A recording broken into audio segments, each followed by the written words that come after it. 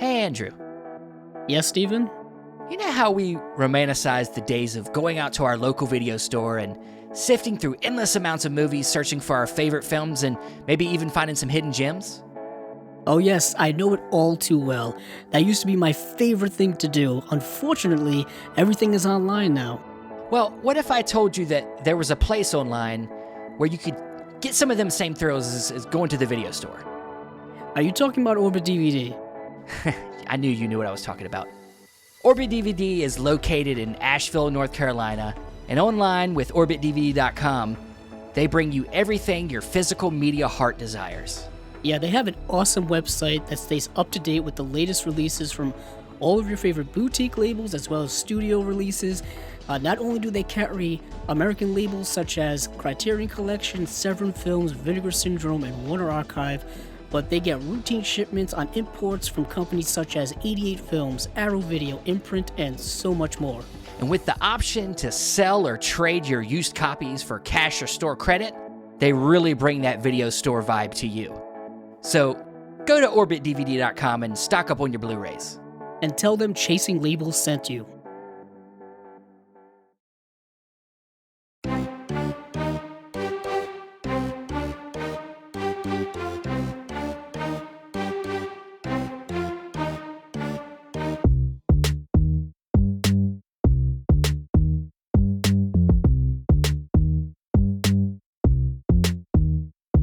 Welcome to another episode of Chasing Labels. I'm your host, Stephen Billings, and of course with me as always is your other host, Andrew Cabral. How you doing, man? Doing good, Stephen. We are back once again for another fun-filled episode of Chasing Labels, episode number 85, inching ever so close to whatever milestone we have coming up, and it's going to be a bit of a slower episode than we've had before. At least compared to last week. We go from one end of the spectrum to the other, but I wouldn't say that. It's pretty middle of the road this week. It's middle of the road. It ain't say, too slow. Yeah, but last week was a bit of they just threw everything in the kitchen sink at us in terms of announcements. I'm feeling it a little bit, yeah. Yeah, we were really kind of overwhelmed, and now we're kind of back to kind of settled mode, cruising altitude, as they say. But first up, we do have a very special interview with a very special guest. And who do we have, Steven? Well, before I introduce that special guest, I do want to say thank you, everybody, for listening. And of course, if you're not already, please go subscribe to Everything Chasing Labels. Go to our Twitter, go to our Instagram, go to our YouTube channel where we've been putting up every one of these interviews so far this year. We've decided that that's something. It seems that people really enjoy seeing a video element to this. So we've been putting up the interviews up on the YouTube channel. So go check that out. And of course, go to the Apple Podcast or Stitcher, Spotify, all them places, wherever you like to listen to your podcasts, and subscribe there as well. And give us a star rating, give us a review. It really helps. It helps get us out there and gets to more ears. So please do that. But to our guest this week, we have another artist, which is, I always love having an artist on, because I always love, I think one of the first things we always, notice when we look at the physical media is the cover art and things like that. And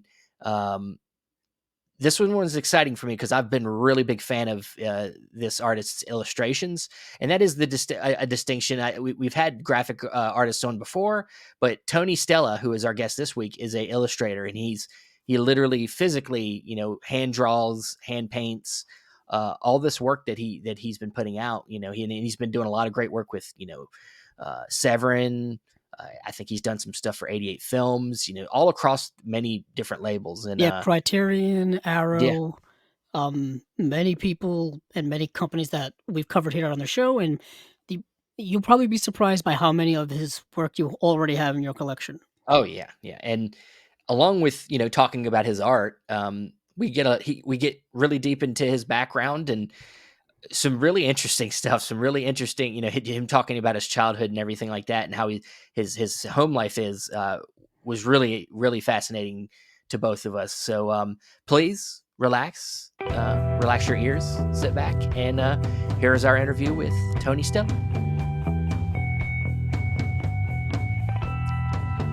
So with us this week is Tony Stella, the illustrator artist extraordinaire. How you doing, man?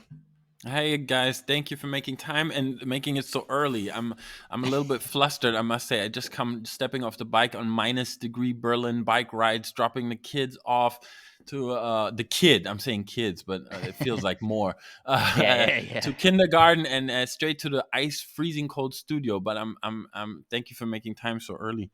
No, no, man. We appreciate you taking the time with us, man. And I, we were talking through email. Like, I got a 6 month old, so it's like everything's you got to do everything around your kids, and it's Oh it's yeah, it's tough. It's tough sometimes, but it's we this is what we love doing. We love film, and of course, the illustration work that you do is all around that love of film, and Right. so we appreciate you coming in and talking with us, and we're excited because we haven't had a ton of artists. We had a couple different right, graphic designers, and this is you're our first illustrator, because there is a difference there. There is a difference between right.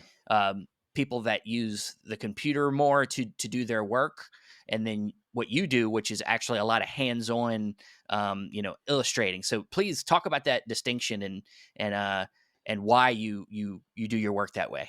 Yeah, you're getting right into the core of everything. The kind of my whole reason for being is kind of we're probably the same age, but kids of the 80s who had learned to do without, were in the VHS era stores. Home recordings first probably came in, and I used to adorn these tapes of mine because I wanted them to look like the real clamshell official releases, which we oftentimes didn't get. But so the next best thing was to, start with the font of Police Academy 4 on the side or something.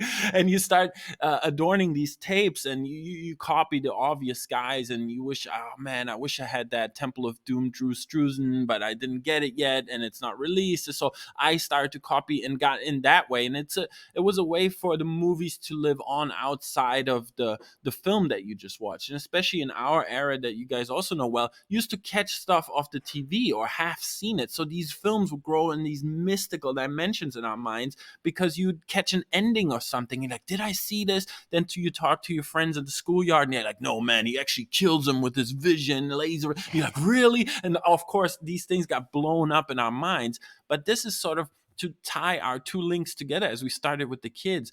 I often feel this intense sadness that I cannot really convey this, the size these movies had in our minds and played a role in our lives, in terms of like not only furthering our play and interactions with each other, but just grow as these sagas in our heads that would come true on paper or on film or in the cinema, or as experiences with our fathers, or watching these films as a family ritual, going to the movies. This has all changed because of the availability. And my daughter's 4, and she's already starting with all the iPad stuff, so their attention span is super super short. And it's not special for her for me to introduce her to something I love. She can take 10 minutes, 15 minutes. She's like, whatever. But at her age, I remember I was blown away by this experience. I was like, I can't believe you showed me this, because it was so rare, right? And Yeah. so that was my initial way into this.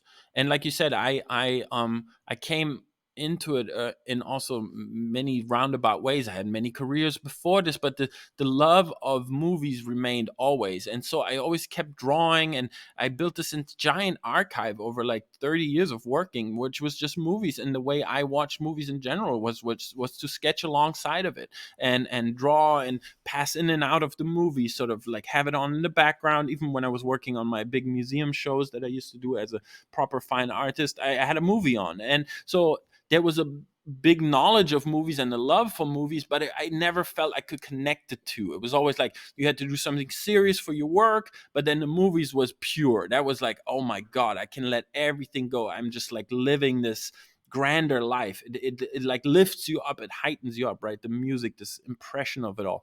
And so I never dreamt of like this could be a career or anything. So when finally one of my other careers just completely fell flat, one of my friends said, there's the internet now. And I was like, wow, the internet, grumpy old me. I was like, no, I don't like it. I don't want to have anything to do with this. And they're like, you should just put your work out there and see what people think. I know you got like drawers full of stuff, and I love this stuff. And the few people who've seen this, we used to run a movie theater, and I used to do the posters, painting them live while the movie went on. This, sorry, I'm getting in the weeds No, already, that's but amazing. this is sort No, of no, that's Great. awesome. Yeah. this is sort of the analog ways of what it used to do. It was we used to project. So all my friends were into movies. That was our currency. It was like our discussions, anything we talked about was movies. And one of my best friends, his mom was the distributor for the French movies in Germany, and she was a large distributor for Unifrance. And she basically, you entered their home, and the only thing that was free was the windows and the door frames. Everything else was VHS. It was better than any VHS stores I've ever been to. It's like top to bottom VHS, and that was his mom. And so when we used to come home from doing graffiti or doing anything at night, she wouldn't go, "Hey guys, next day is school." She was like, "Hey, by the way, here's the Antoine Doinel series. You haven't watched Truffaut yet. Go watch this." And this was so much in our circle of friends that we used to watch 5-6 movies a night, just back to back to back, even while sketching on and doing other stuff that we were maybe more focused into, like music or hip hop or b-boying or whatever we did at the time, these little fads that we had. The thing that was always a current all the way through was the movies. And so when we all sort of grew up, they more or less took different roles as producers. Some did post-production, but we all sort of remained in the field, me the least, actually. And so when these guys got more and more successful, or know how to run projectors, or all these different interesting things backstage of what actually used to take, get really nerdy about movies and film and shooting our own, as you do with friends, our own, Super 8 movies or VHS, like direct to VHS with these giant camcorders, shoot these Oh, I backyard remember I movies. those. used to have one. Yeah. Yeah. Yeah, Right. my And you my cut parents in had the them. camera, right? Yeah, Yep. exactly.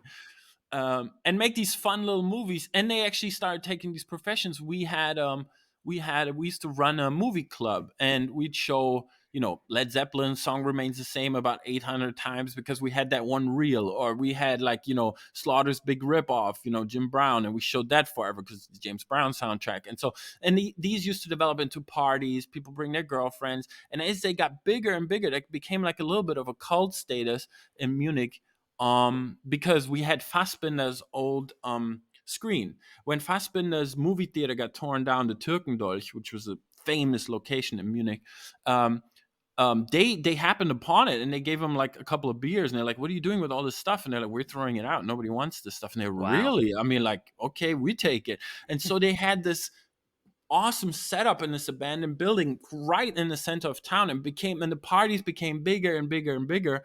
And I used to for example, we showed Apocalypse Now, and I did the whole corridor leading up to it. We just stretched this canvas, and I started and I basically painted live through the movie, and it was kind of very abstract, but also Colonel Kurtz at some point, and giant canvases, and it became like people DJing, and it was a really wild scene. And that was sort of the teenage years, but that got me, I never lost really touch, and sort of, to give it just a little bit of a breather, I did other stuff. And then when the internet came, was basically when I first started on Tumblr. It's like, maybe, I didn't even know how to scan things or take Yeah. pictures properly, so it was all completely analog. And so I just started taking my pictures, and people started to notice, and there were some articles and stuff, but still very, I just did commercial illustration for airport brochures and parking lots and boredom horror like that. And the movies was always like once in a while, maybe a DVD cover or something, but rare, seldom. Yeah, I Yeah. can tell you Sorry. that I can tell you this right now. Your teenage life sounds like an amazing story to tell in a film. Like just Uh, just so much art going on at the same time sounds so amazing between music and painting and film, and like it Mm. sounds like a movie I'd love to see. Sounds like a lot of freedom. A lot of yeah, a Yeah, lot of freedom that freedom might. Yeah. no, I Sorry, just say a Andrew. lot of freedom that I don't think a lot of the younger generations probably don't have now. You know what I mean? You're talking Right. about a time that's so culturally different than the way people grow up now. Yeah, can you believe our parents just said go to the woods, and no way to reach us? They were like, "Yeah, we'll see you when dinner is ready." And you're like, "What?" I cannot imagine with my daughter, letting her out of my sight for a second, like in a exactly. big Yeah. town like this. I used to go to kindergarten on the subway. My parents just sent me on the subway. I cannot believe this. I cannot believe that this happened. So you're right. It's almost like it's a completely different life, a completely different culture. And yeah, we used to do wild, crazy stuff. I mean, we got arrested for graffiti like everybody does. We're like pretty hardcore train riders. And so like going in the subway tunnels, walking, I mean, like all this stuff. But in the meantime, it was like I used to do movie characters on the trains and references to movies. So the movies was something I almost never wanted to spoil with real work, because we know, you guys know how it gets. Anything that gets real work becomes quickly like, oh, this email changed that, boy, pay the taxes, and you're like, ugh. And I saw with some of my friends that worked behind the camera, some they kind of slowly, it wasn't like, after a while they were like, maybe not talk about movies after I come off work every Yeah. freaking minute, because I just dealt with all of this.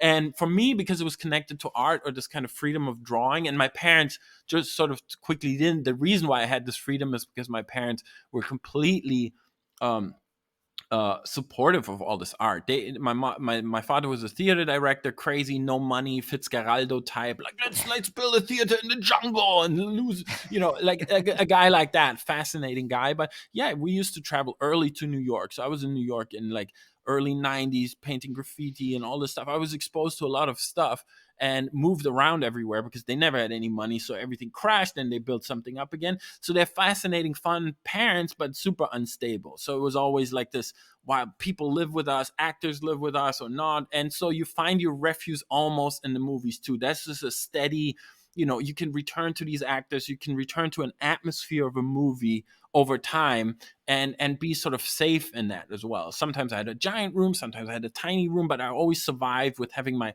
couple of tapes with me, or catching something late on TV. And still to this day, these, I remember so vividly these impact. Something like, we came home late nights from a trip to Italy, and my mom and my dad were like, let's get some Chinese food and watch this new Woody Allen movie, Radio Days is out, let's go. And I caught that, like, it was so wild to me to go at 11 o'clock at night to catch a movie and get Chinese food. That was so amazing and It's stayed with me amazing. Yeah. forever, like, these things. And I hope to replicate that with my daughter. I just don't think it's going to work the same way. We don't know what's coming yet with all this AI and stuff. Yeah.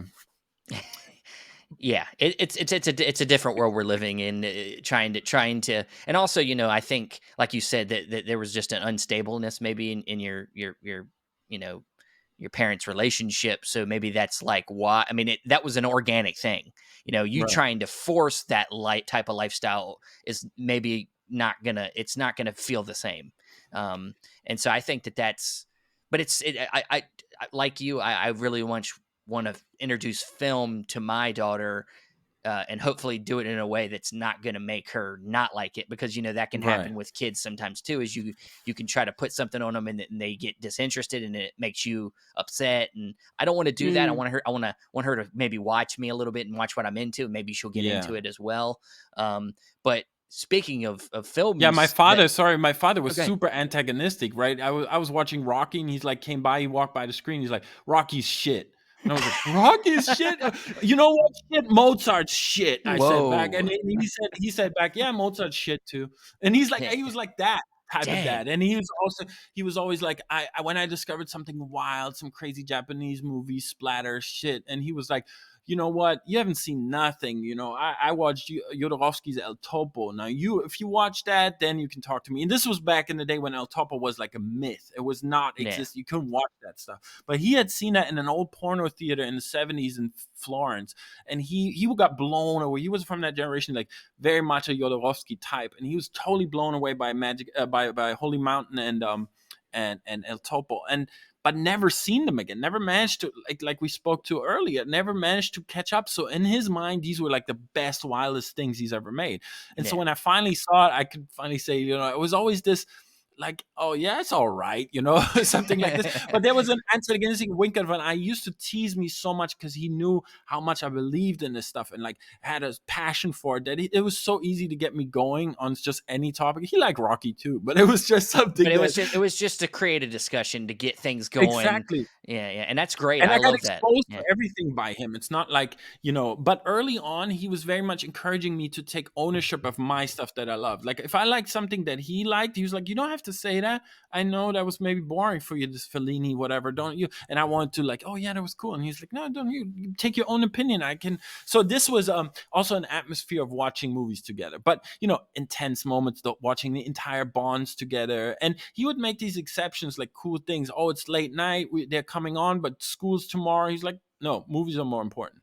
They're more important than school. Oh, This theater, this experience is this more sounds important. exactly like how I want to run my life, but Exactly. but I won't be able to get away with it with my wife. So, Yeah, um, Yeah, my I can. mother was definitely not so happy with that, but she was also, I think I overwhelmed her in general, so she was knocked out by the time we got to doing our thing, I think. yeah, yeah.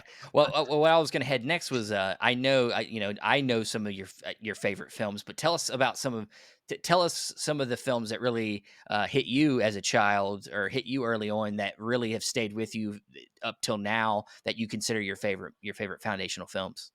Right. So I don't make a big distinction with like this is art and this is shit. But I watch everything. Like I said, 80s kids love Stallone, love Arnold, love Rocky. I mean, I still cry at Rocky. So I don't have any of these. And I have some weird ones that get me going, like Richard Lester's Robin and Marion. That's one of my favorite movies of all time. Just I saw it early and the music just haunts me, and it haunts me to this day. I cry. I just Sean Connery getting old. It's something about that movie I cannot explain. But so there are these odd ones in there where everybody looks at me is like, how did that hit you? And I have no explanation for those. I just saw them early and they hit me in a way. Of course, all the early Sean Connery, James Bonds, and all that kind of manliness, those movies are all in me. But I also had this crazy experience where my dad showed me, he's like, I forget how it was or whether we borrowed it from something, but it was definitely Seven Samurai. At 6 years old, I watched that and I was a bit standoffish with black and white. I only watched all kind of John Wayne. We had a black and white TV for God's sakes, forever, watching old Monday night westerns and stuff. But I was still like, oh, really a black and white movie and stuff? And they're like, no, you're gonna like it, samurai, it's swords and stuff. And I was like, okay. And that movie came on, and I was never the same after that. I mean, it was a level of artistry, storytelling, performance that uh, I could never even put into words what that movie meant to me, and then unlocked a kind of world of Japan that till this day I hold it to the highest. Japanese cinema is the best that ever was. That golden age from the 50s to the 70s, it's just something in me that I'm endlessly digging. I'm endlessly, I'm doing this for 30 years really professionally, and I'm still finding new things that I can't believe are not released in the West for the first time coming out. And I'm really pushing hard. So my love for Japan is sort of at the very core of my movie love. And this is something also that I could call my own, I think, because it didn't translate to my friends. They hardly knew this stuff. My father was sort of, yeah, he knows maybe Ozu, Mitsuguchi, and Kurosawa like everybody does, but that was it. And I could, by little digging, I found like things that spoke to me in such a crazy way that uh, it was really my own thing. It was really something I could call my own in the midst of all this, art house that I hadn't seen yet, or maybe even the crazy, horror was never, for a lot of people, horror is, I found, especially for American friends I have, a lot of the outsiderness was the entryway into movie love, and kind of cinema as a horror entryway. You watch things that Yeah. are kind of forbidden. You watch like Dawn Mm, of the Dead, and you're like, wow, this shit is awesome. Like, who are these guys making it? Sort of an indie flavor to, maybe I could make this.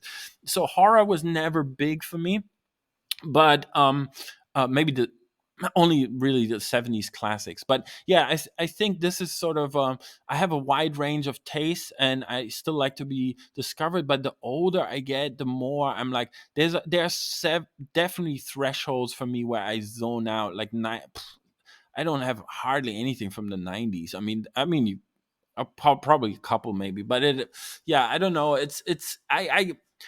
I also till this day, and into the work I do, the people that call me for modern stuff, I'm always, did you guys check my work? Because I rather do like a forgotten old movie, because I can watch it. I can get into the camera. So many things that you mentioned early that disturb me about the digital look of things, digital comics, paper. I got out of comics because it looks so bad. I can't get over it. And so I don't care about the story. I just can't get over that glossy look, the non-haptic quality. And the same thing about the camera today. When I watch these movies, something about the shininess and that new quality takes me out of it completely. So I'm definitely a 50s, 60s, 70s guy. Yeah. yeah, that sounds like an interesting foundation of just influences that kind of stayed with you throughout your work. Because if a lot of people go and check out your work, which if you're listening, you can check it out on Tony Stella.com, and it has just a list of all of your work, all of the the posters that you've done, all the cover art that you've done with a lot of these different boutique labels that we've talked about here on the show so many times. And I kind of wanted to like maybe transition into like how you got into doing the cover arts for a lot of these companies, and Right. how did they kind of contact you? Did you contact them, and how that process goes? Well, it's one of these really frustrating things that everybody in every career comes on early. How do you get your foot in the door? How do you get, and you see other work and it kind of really upsets you. You're good on yourself and you can be philosophical about it, but then you see other covers that come out and you're like, I can't believe, why isn't Criterion calling me for this? Like, I can't believe. So you start to two things start to happen. Luckily, I've seen this in my other careers. I got bitter. I got really bitter, and it influenced my entire life, my relationships, my circle of friends, and I just became the bitter guy. And I thought it was everybody else's fault. And I kind of had this dark cloud around me. And I entered every party, and I was like, "Why I didn't like?" And that finally dawned on me after years of failing, which is an important part of it, and something maybe that this generation is a little bit, it's a shame that they have to put everything online right away. Then there's no space to fail. I failed for 30 years, and nobody got to see it. So the archive you build is like what I put out. Like you said, that website, that only is the tip of the iceberg. That's 10% of what I did. But the other stuff, it remains for me to, sometimes you just rediscover things, but still there's this great vacuum of things. And so I think I greatly benefited that this wasn't my first avenue to do things in. I really, really failed hard in the fine arts world because I did not understand that simple trick that dawned on me later. That was, I was always disappointed that people I didn't respect didn't invite me to do things. And that's but it took me years to understand. I was like, you don't like these people, but yet you want them to adore. And I thought it was clever enough or charming enough to not let them know, but it does come through. After a while, it Yeah. does come through, and just your being, and you carry that shit with you. And so I think with the DVDs or the movies was just like, I was just so I'm so passionate about this. I do this without any money. I don't care. Like, you can't stop me. This is something I did already with no money. So for labels or other things, I think that's always a very attractive thing. Like in a relationship, when you don't look for them, they come to you. When you desperately fall in love or something, you can never get them, right?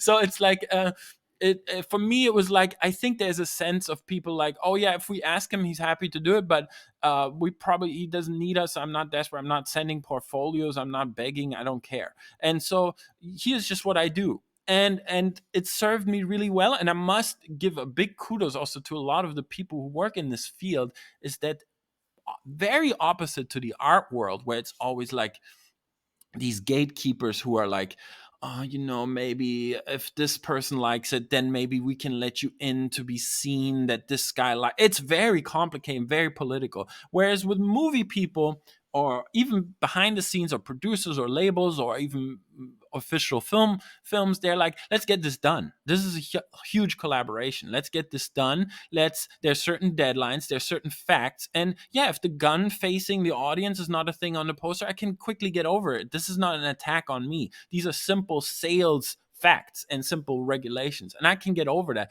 And for me personally, self-analysis again is probably something that dawned on me recently, because I was a graffiti writer for so many years, and because in graffiti you never stand it, you never go up to the, and you don't make it about yourself. You are very quiet, and you let the work that you do at night illegally speak for itself. And there's a great satisfaction when that enters the world. And when other people talk about it, and you're kind of standing, I had that oftentimes where I stand at the train station, the train comes in, people talk about it, oh man, did you see this piece, what a burner and stuff, and you just stand there very quiet and enjoy. And that's much more my personality. And in the art world, it was always like, you got to sell yourself, you got to go out there and market yourself and be this guy, and always either you're too wild, or you're too coy, or you're not like this, you're not. I was never right for my paintings, for how I presented myself. And I really enjoy being in service of something as an illustrator rather than an artist, of like, I'm in service of the movie. I'm in service of the people who had made this work already. So I come in at the very end, when people have done, months and months of work of cutting and editing and blood, sweat, and tears. And they're like, give it to this guy. And if I tank it, like, their whole first impression to the audience out there is ruined. So I feel an obligation of making it work for them, and also finding a best solution for them. And that sometimes means that I have to override them and say, no, guys, actually, I know what I'm talking about. This would look awesome. Let me show you this. And I usually don't mind putting in the extra work. I'm always happy to go and show them my vision. And that often breaks down too, and it says, no, we don't want it. And you kind of then you resort to a B level where it's more, okay, you're not getting a Tony Stella poster, you're getting a I'm illustrating your poster, but I still find the satisfaction, and if they're happy, I'm happy. It doesn't have to be, my absolute my best work out there. It's fine. If they're happy, I'm happy. And like you said, in the digital age, or sort of going back to this, being able to have a portfolio that's like out there standing in the world, you're able to have a little bit more control. It used to be that, I have to pack up my original gouache paintings, and then there's a giant folder, go to every agency in New York and open it up, and they just having coffee, and they're like, who's this idiot? Like, I don't care. And you're like standing there all like sad in the rain with your work. And like this, I can let people see it in Japan, I can see people have it in China, and they have an impression and an idea about it, and it kind of gestates in the culture already without me having to knock on every door. So it's kind of a convalescence of all these different factors that came in through my personal development in life. And I was just very lucky, like it always is in the end of the day. Like you said, it was a lucky, if my friend hadn't said put it online, I wouldn't have probably done it. And if I wouldn't have, my wife wouldn't have pestered me with her in Twitter, I would have never gone on Twitter. And I'm always happy where I am. I was happy with VHS. I don't want DVDs. Then finally somebody said, but there's all these extras on DVDs. And I'm like, okay, maybe get a DVD player, but leave me here. And they're like, okay, now we get all this other new stuff, Blu-ray. And I'm like, okay, I'm happy. I already have my thing. I'm cool. Let me be, and I will work till the end of the day. I'll never have a downtime, because if you give me a break, my ideal holidays is like working on movies. It's not like sitting by the beach. Yeah. Yeah, it sounds like you get super obsessed with what you love, and so Right. it kinda shields you from a lot of other things, intentionally, somewhat unintentionally, but it's like it keeps you, uh, really, I think, good at what you do. Because I think, especially recently, there has been a profound amount of your work that's being used on a lot of these releases. Mm. Yeah, I think. I mean, I have a lot of the releases that have your work on it, but the one that I remember kind of really noticing first, Nice. that's one of the Nice. good ones there. Yeah. Was the Thriller release from Vinegar Syndrome, Oh yeah. was a really good one that I just thought just popped off the shelf and off the screen. And yeah, I think there's just been since then, just I feel like just tons of Yeah, so your stuff coming out. what's so awesome, as you're pointing out, is a variety. This is also something that was never allowed in the fine art world. In the fine art Yeah. world, you become the guy and you make these works, and they say, how many can you produce of this type of work? That's a reliable output that we can control. Of course, the best guys never did. Picasso changed till the end of his life, but still, if you get early into the gallery system, this is what they want from you. And I always enjoy, or this is something where I break a little bit with my love for the masters, a little bit, the Drew Struzans or something, because he did use the same style for Police Academy as he did for Indiana Jones, as he did for a comedy. I mean, it's a Drew Struzan painting. Not they're awesome, but I would always want, my personal thing was this changing. If I make a movie from the 60s, and that's also because he did current movies. I'm jumping around in the era. So if I'm doing an Italian comedy from the 50s, I'm not going to use the same style as if I do a 80s action movie. And I love changing up these styles for all these different labels who have all these different flavors. If we're talking Arrow, if we're talking Eureka, if we're talking Vinegar Syndrome, they have very different people working there with their own history of movie love, and producers who come in with their takes. So they're different, developing different projects. They have access to different worlds. And all of a sudden you're in a conversation and a collaboration with these disc producers that is super intense and cool often, because a lot of them are like, do what you want, and others are like, we would like to see this very much. And so being able to change these things up on these short projects is awesome. And this is sort of a change also why you see more work now, is because the pandemic obviously ruined the theater. As I finally arrived in doing theatrical one sheets, the whole movie industry died. And I'm like, oh, Yeah. great. Now here we go.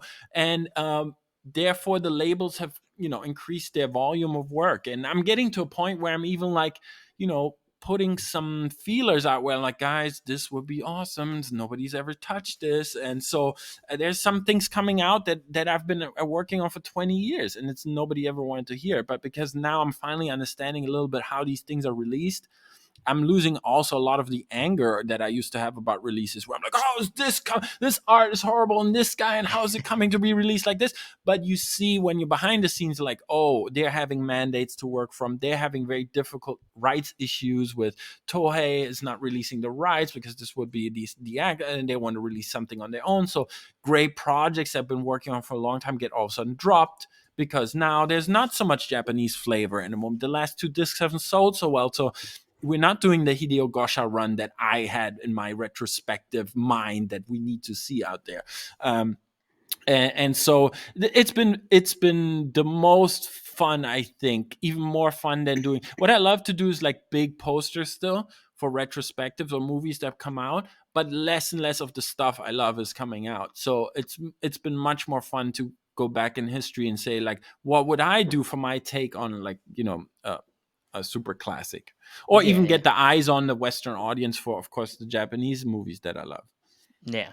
Yeah, I think it's also good that, like I think what seems like working with the labels can do for you is it's an interesting challenge because when you're collaborating like that, and you're trying to understand what they want but also trying to stick true to what you do, that creates in and itself something unique. That's not maybe completely Tony Stella, but can also it be something really different than what you've done before because you're Yeah, getting outside influences where most of the time you've kind of almost, like I said, isolated yourself in a way to what you like and what, and that's your influence, but when you're working with somebody else, it's like you're trying to make them happy. So you're taking a look, and mhm, that can be detrimental sometimes. But I think in this case, right. you seem to hold your values pretty strong and don't let it completely get away from you to where it's not yours anymore, and that you Right. can still feel good about it at the end.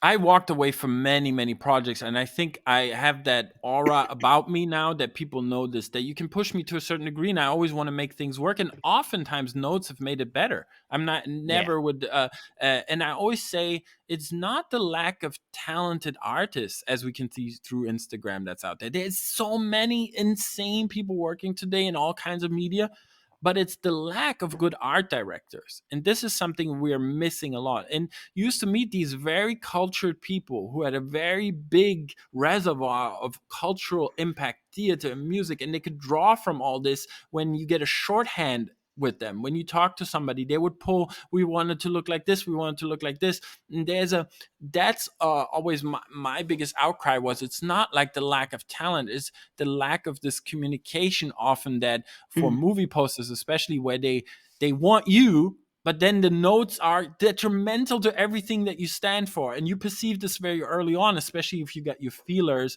alerted, you've done so many projects, that you go like, guys, this is going in a bad direction and you're not going to be happy with the results. And they're like, well, we want you to try this. Why don't you try this? And I'm like, I can do it, but we're getting into time. There comes time to release this then and then. I'm hand painting these things. I'm fast, but still, we're going off on a completely different thing. I think there's better guys, and I often recommend other guys that they should rather work. Because even after I've just dumped a gigantic project that I worked on for 3 months, and I lost so much money, but it was getting to such a bad place with them revealing certain issues that I asked for specifically in the beginning, and they're coming out like, oh, but it doesn't have the tie-in. And I'm like, well, we never mentioned this tie-in. And there's very many unexperienced people who want to, especially they're used to seeing like 1,000 options on the computer, right? Like 1,000. Even now with AI, you can just spit out a thing and prompt it, and you get 50 posters, and they go, oh, take a little bit here, take a little bit there, take a little bit of this. And this leads down a very dark path where they think if you hire like a proper old school illustrator, you can just like do 50 versions and we'll pick the best, and then we'll have it combined into another thing. And this is often where I have to write this big introductory letter of kind of saying, being very polite and being very in the beginning, obviously collaborative and don't want to step on anybody's toes, but I have to go like, this is the process, guys. Like, I love to let the movie wash over me and react to it directly on paper or canvas, but I don't like to do 8,000 sketches. It locks me up, it ties me down, and I just feel like I have to just fulfill sort of an outline. But oftentimes for the big projects where, movie campaigns are running in the millions now, and the movie is often the cheapest part of that, even though it has a great impact, and they want to see 50,000 sketches, and eventually it's like, even the people on the floor plan, every intern, their moms have an input on the movie, and they're like, what are we doing? Too many cooks. We're talking to everybody has an opinion. We're taking this apart before it even happened. And so I often like to go directly work right away and present them with almost like 90% finished poster, because then we can talk. Then we can say, oh, I don't like green. But if you saw them a pencil sketch, they're like, is this going to be like, at the top, is this going to be really gory? Or, and I'm like, yeah, don't worry, it will be. So I find sketches completely useless unless it's about placement, and a lot of actors have contracts where Nicolas Cage's head has to be 10% bigger than the co-lead, and there's very strict rules about everything.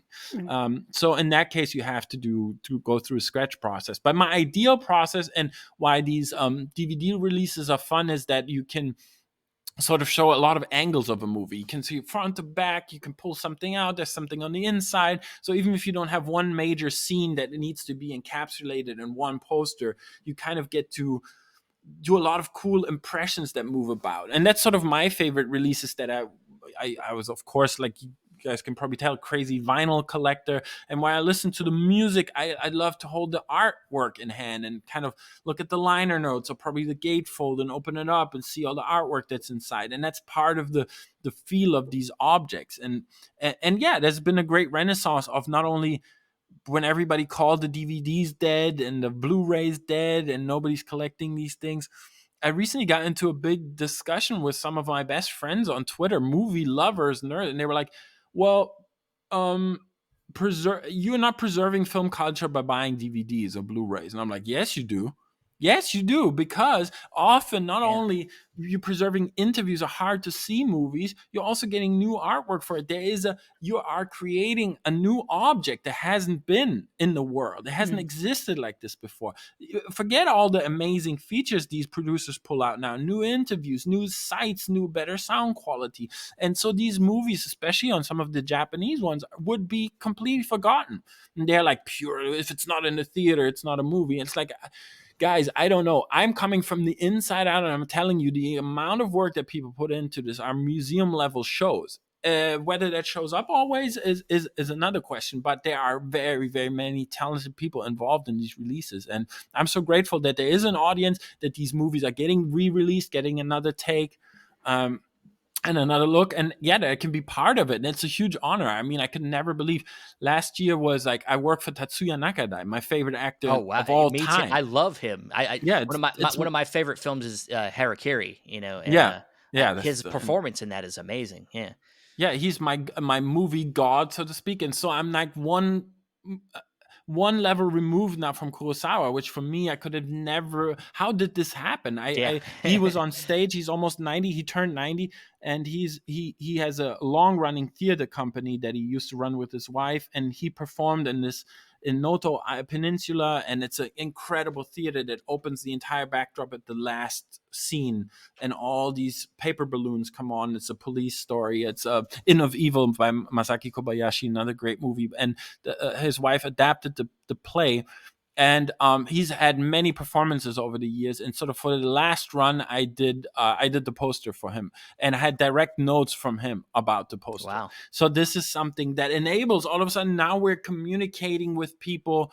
I always felt I had a communication with Kurosawa already, whether he was dead or not. It didn't matter, because I'm doing this exchange, that I'm translating his vision into another medium. There's already a conversation. But when you all of a sudden you're really getting notes from people that you are held as deities in my world, then it's all of a sudden entering a completely surreal level of like yeah. pleasure, and money and all that stuff doesn't matter at that point.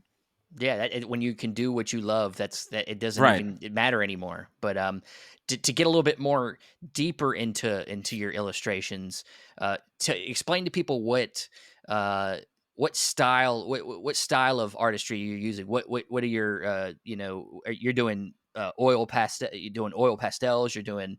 Tell us a little. Everything, yeah.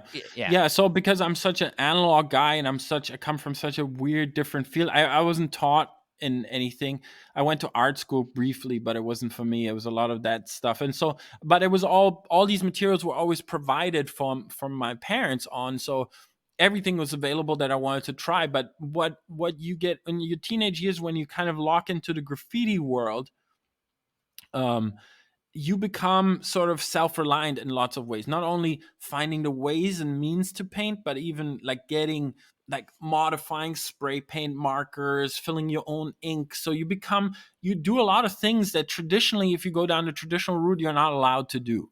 You're painting on surfaces where materials that not go together. And so my thing is a complete mixed media approach. It's like I use oils with watercolors, and people go like that. You should never do that. And I'm like, yeah, what? I don't know, but I I, love that surprise that the effect can still surprise me. I think otherwise I would be bored. Like I said, if I do a million sketches and just fill the little colors out, I feel so I'm not surprised anymore. And so that's why I often have like 5, 6 takes on a poster, because sometimes come back. I'm like, oh, I found a new cool idea to draw something else in a different style. So I use oil paint. I use anything you give me, and usually pretty cheap stuff. I never had really good stuff, and recently I found like a set of pretty expensive oil painting brushes, and I used them for the first time. I'm like, oh my God, this is a pleasure. I Hey. can't believe I was doing this with these, these radiator brushes, like super cheap. And I was like, it worked fine. But I'm like, this is why people get these blends. Oh my God. I mean, this is easy. Like,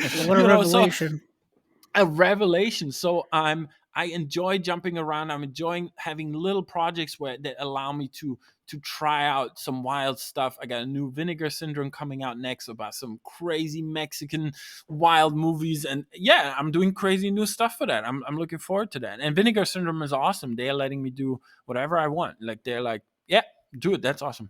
I yeah. never had a note, I think. Yeah, So they're like that. They're very open minded. They got right. all them partner labels. They bring in tons of different facets of film and just filling up the world with more And and more often they're too Blu-rays. wild, like see righting wrongs. I'm like, who did all this work? I'm seeing the Yeah, release. I'm like, there's like 4 more artists on this. I thought I was the only one. So, but that's also a pleasure where I'm like, okay, cool. I don't know, mix. It's wild, but that's fun to where you get to switch to the next label, and they're very strict and they're very pared back, and that's also cool. But yeah, I'm intensely grateful for that. But in terms of making them, I really go most of the classics you don't need to show me. Like often they would go like, oh, we were thinking about this movie, we're sending you a link. I'm like, what link? I know this. I can start right now. I have it in my mind. It's already playing in my head.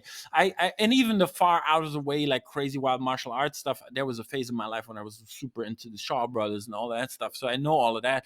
And yeah, I have a crazy library, not only in my head but also of stills and of crazy rip files in the early days of torrents, where we just went and exchanged. Everybody was like, yeah, man, that was a wild time. It was a wild internet where first it connected us. You can never talk to these movie freaks. You were like, all of a sudden it was like, we used to meet at film conventions or something, and you would get yeah, like these bootleg copies of stuff, because labels still to this day, it's a hard talk to get labels to release some of the best stuff. Rights issues obviously, but yeah, first of all, there was a passion that you exchanged, and that led to everything else. And I think that's the great thing in the film community, that you talk to a lot of people who are also crazy passionate about it, or there's a reason behind the release already. It's very seldom like, oh, a lot of martial arts movies are being released and making money, so what can we dig out? It's usually like, oh wow, Yimbeo is all of a sudden doing crazy. Like, oh, there's many great movies. Like we don't have to just do Warriors 2 and The Prodigal Son. There's more. And so I was a big proponent of the 80s, like Hong Kong uh action cinema that's now gone, past and gone, will never be repeated. Something so glorious that we had for 10, 20 years, that was never to be repeated. And so to be able to go back and then you know shine a light on this, help people rediscover it, and that's an awesome satisfaction. That's like, yeah. I often go in and I just make these films straight out. I go straight into drawing. I don't do any underdrawing or sketching. I go straight in. If it doesn't work, I throw it out. But I start again. But I want to have this immediacy of watching the movie, being in the movie. My wife hates this. Like sometimes we watch something together and I'm like drawing, and she's like, "You're not paying attention to the movie." Yeah, I'm like, "Yeah, but that's this is hilarious. this." Hit your version is our version of most people's, like you're on your cell phone while you're watching a movie, and it's like you're Right. over here with a sketch pad over. That's hilarious. I love that. Well, what Yeah, yeah, sorry. Yeah, unfortunately, the phone is a real thing too now. Yeah, Oh, is that's it? yeah. for real. Yeah, When inspiration strikes, you kind of have to, jump on it right away, or you may lose it, or you may not remember. How many oftentimes does that happen to people? yeah. That metaphor of riding the wave is a real one. It's like you riding that crest. It's coming in the set of seven, and you're like, I'm gonna catch this one because Yeah. there's a mood, there's a letter, there's a phone call. Your mom's giving you a bad conscience, and I was like the daughter, and you're out of it. It's quick, and you have to really put on the blinders and not think about the daily grind and sort of. And that's why most artists work at night when everything quiets down in the studio. I work best at 3 in the morning. I watch 2 or 3 movies to charge me up, or even while I was working, just watching something else. And all of a sudden you get into the mood of, I want to do a Japanese sniper movie, or something like nobody knows. And are they these, obviously these current themes you can, this is another thing about watching movies. I don't know what happened to you guys, but you find out so much about yourself in your taste. I'm like, why am I attracted to these things? Oh, this is just completely me. This locked in early in my psyche somehow Yeah. through movies, not through my parents or your immediate surroundings, but through movies, because it was such a high currency for us. Yeah, there's a lot there that we try to talk about that on here a lot is how we watch movies these days, and a lot of people are not watching them with a lot of thought. They're trying to lose their thought, and Right. what you're saying here is that you can create a relationship with a film that you haven't seen, by actually watching it, taking in what's happening, and and if you're liking it, or even if you're not liking it, you can learn something about yourself through what you don't yet like or don't like in that film, and it's a growing experience. Totally. It's a great thing film can give you if you let it happen. But if you're only looking, if you have expectations and you're only allowing yourself to enjoy the movie on a certain level, then you're not going to get everything that it can give you. And yeah, Yeah. just like limitations in making things, like Mm, you're talking about. I think film creation of art also has kind of an opposite effect where, you know, I think how you work as an artist and how a lot of great art is created is where there is limitations. Yes, Um, true. and so there is a cool, interesting back and forth between the viewer and the person creating it. The creator, a lot of times, with the limitations, creates even better art than mm, with having an open field. When as a viewer, we have to be as open minded as possible right. and try to see what they were trying to say. And sometimes the artist doesn't even know what they're trying to say. They Mm. just through their own selves make something that means something that's part of who they are. And I think that's why limitations can sometimes be a great thing, Well, is yeah, that it just comes out of you, yeah, just like you sketching limitations. on a pad while watching a movie, Yeah, like limitations can lead to innovations. I think we've seen that a lot throughout the history of cinema, specifically the further you go back, and the further you do the history about the restrictions of filmmaking, like the Hays Code or the MPAA or things like that, and things you couldn't put on screen versus things you could put on screen. So Right. you had to code things. You know what I mean? You have to put in hints and kind of hidden meanings and things like that. I think a lot about that when it came to the sexuality on screen, whether it be sexual identity, whether it be sexually charged scenes between whichever characters. You had to kind of hide those things because of the limitations of the time. And it's fascinating how that kind of permeates throughout other forms of artwork, whether it be music, whether it be, painting and sculpting and all that kind of stuff. All of that kind of limitations has always kind of been there. And it's kind of within art has had to kind of hide itself, but in a way, hiding itself, it's almost kind of, become more interesting. Right. And If we find a creative solution about showing somebody's head explode or a sexual scene, and it's often hidden in our heads because they couldn't show it, or why is the dialogue so sparse because they couldn't shoot with the sound, and therefore we experience movies in a bigger Oh, way one of than if it's over talked, yeah, overwritten. one of the greatest examples is Steven Spielberg's Jaws. That movie was Right. supposed to have a lot more shark in it.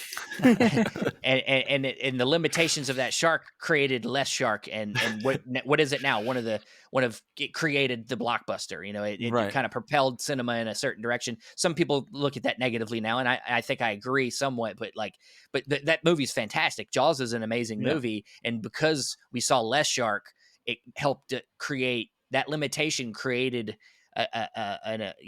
something more horrific in our mind that we would have been Yeah. ruined if we would have saw that rubbery shark more. Or why you we know see his buddy George, why Star Wars worked in the first three, because it was a limitation of the space looked dirty, it looked like used, it looked authentic, it looked real. And as soon as you get to have running them around in green screen in any kind of environment, you lose everything. More than the performance, more than the story that we're even telling. There's like you said, there's a haptic quality baked into it that we are not analyzing. yeah, Like you said, the artist doesn't even know it's there. And when they later try to fix it or make it more like Empire, make it more, that's not the issue, guys. It's just because the Yavas were dirty and had little rags that were from the costume department, and it looked real. We could dive into it, and it's interesting about the viewing habits today, because I don't know whether it was this for you guys, but when you revisit like these childhood loves, it has such a great impact on you. Often it's very disappointing, but more often than not, I find now that I give a lot more leeway to things I used to absolutely hate from a certain time. I saw what they were doing.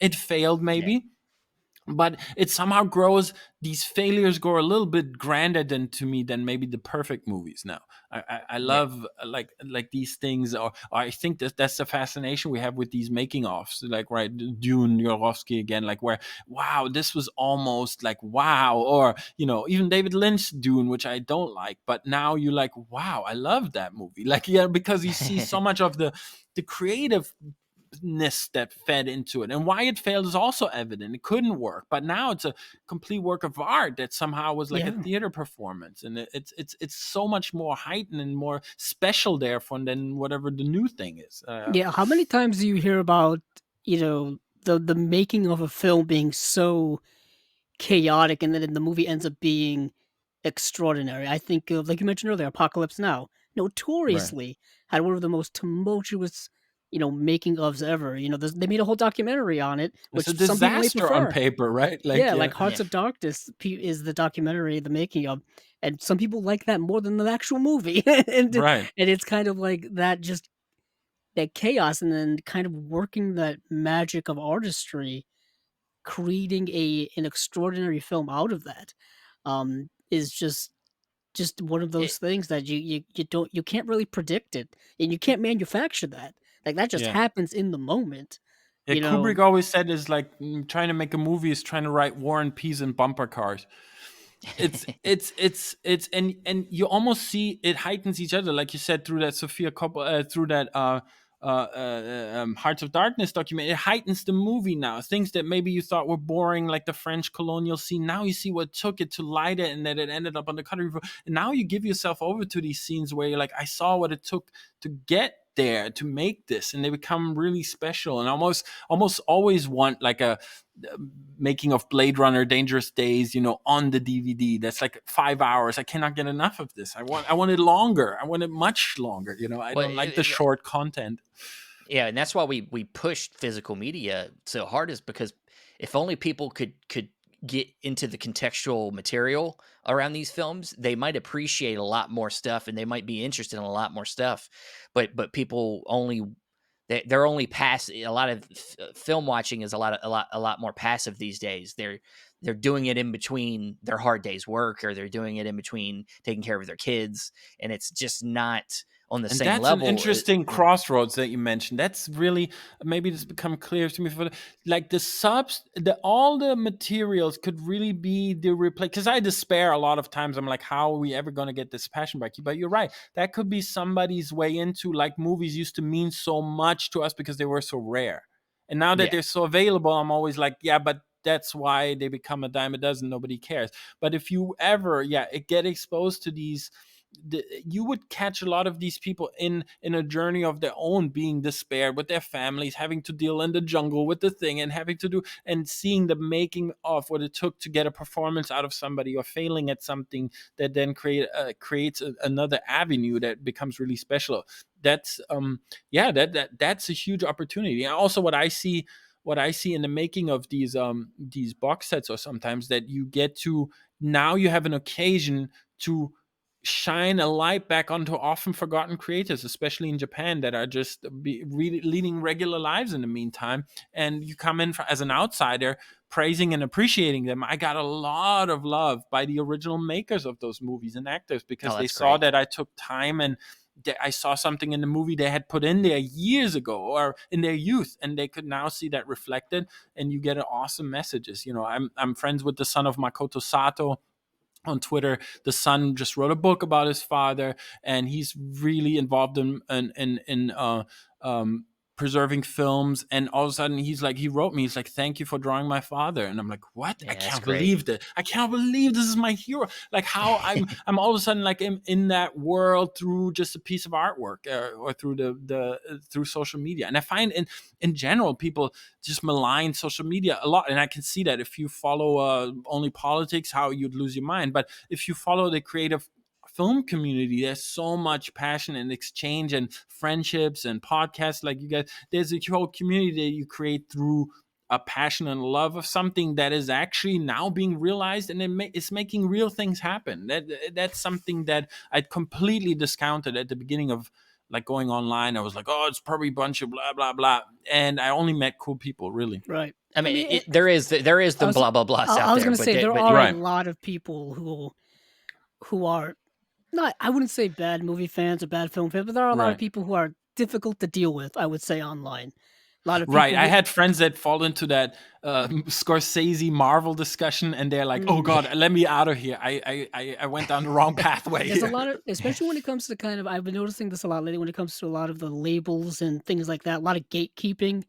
You know what I Right. mean? People who are like, "Oh, this is not this is not a title that this company should release because Right. this company should only release this type of movie," or something like that. You get a lot of that lately, and it's kind of, and I've been saying this like ad nauseum. It's like we're getting so much now that just wait a little bit, because something's going to come out that you like, Right. something's going to come out that you want, something's going to come out that you, I guess, quote unquote approve of. It's just you just relax. You know what I mean? but you don't Right. have to put your negative thoughts out there about something that you're not into. Like, Yeah, and it's if a not. company doesn't release something you don't want, then don't buy it. You know what I Yeah, mean? Right. it's It's it's as hard. easy. I don't want to seem like I'm above this. My wife has stopped me from many horrible tweets where I would have been canceled for easily. But it's just because in the moment you should take a step back, and that's where the phone becomes a problem, because I've been enraged by horrible stuff I see. But this is maybe where I think the art director discussion that we had a little bit is what's a shame is that these people are not more vocal. Because if you see the thought and ideas behind a lot of these, not just the creators, not just me, the cover artists, or the people behind the movie, but actually the people who put this sort of stuff together, those are interesting people with their own thoughts and ideas and own families at home, and they are very specific thoughts, and often a huge passion for movies behind them. And yeah, you might not sort of be in their flavor of movies, but a lot of other people are. And then other people, I've worked on stuff where it just completely went wrong and nobody's happy. And Yeah. but if you saw that we all tried, you would feel compassion for us, because we worked for 4 months on it, and in the end nobody was happy, and it was just sort of like a relationship that didn't work. It was nobody's fault at the time. We all met at the wrong thing for the wrong project. And I often got, like, somebody, a sweetheart of a producer that I love, that gave me some of my first jobs. She called me and she's like, "You should do this romantic comedy that's like and I'm like, I don't know, I don't like anybody in it, and I don't know if I can do a good job for you. Is usually how I get out of these things. I don't want to be rude, and I would like to help everybody. And like, no, no, no, because they want to see, they love your work, and sort of like, and everything they named was already a red flag. You're like, yeah, but this is a huge action movie with lots, and you're asking me to do this really like, cutesy little thing, and not that I can't do it, but I was just, it's not for me. I can tell that's not for me. And then we worked forever on it and tried really hard, and I think I did some good work, but ultimately the creators were like, this is not what we want. And you're like, wow, that was a huge waste of time. And I could let that boil over into anger and think, because I had raised all those red flags, but ultimately you saw that she tried, I tried, it's not for them, so you have to step Eh, away from it. that's why it's important for you to stay true to yourself, because you're the one that has to do the work.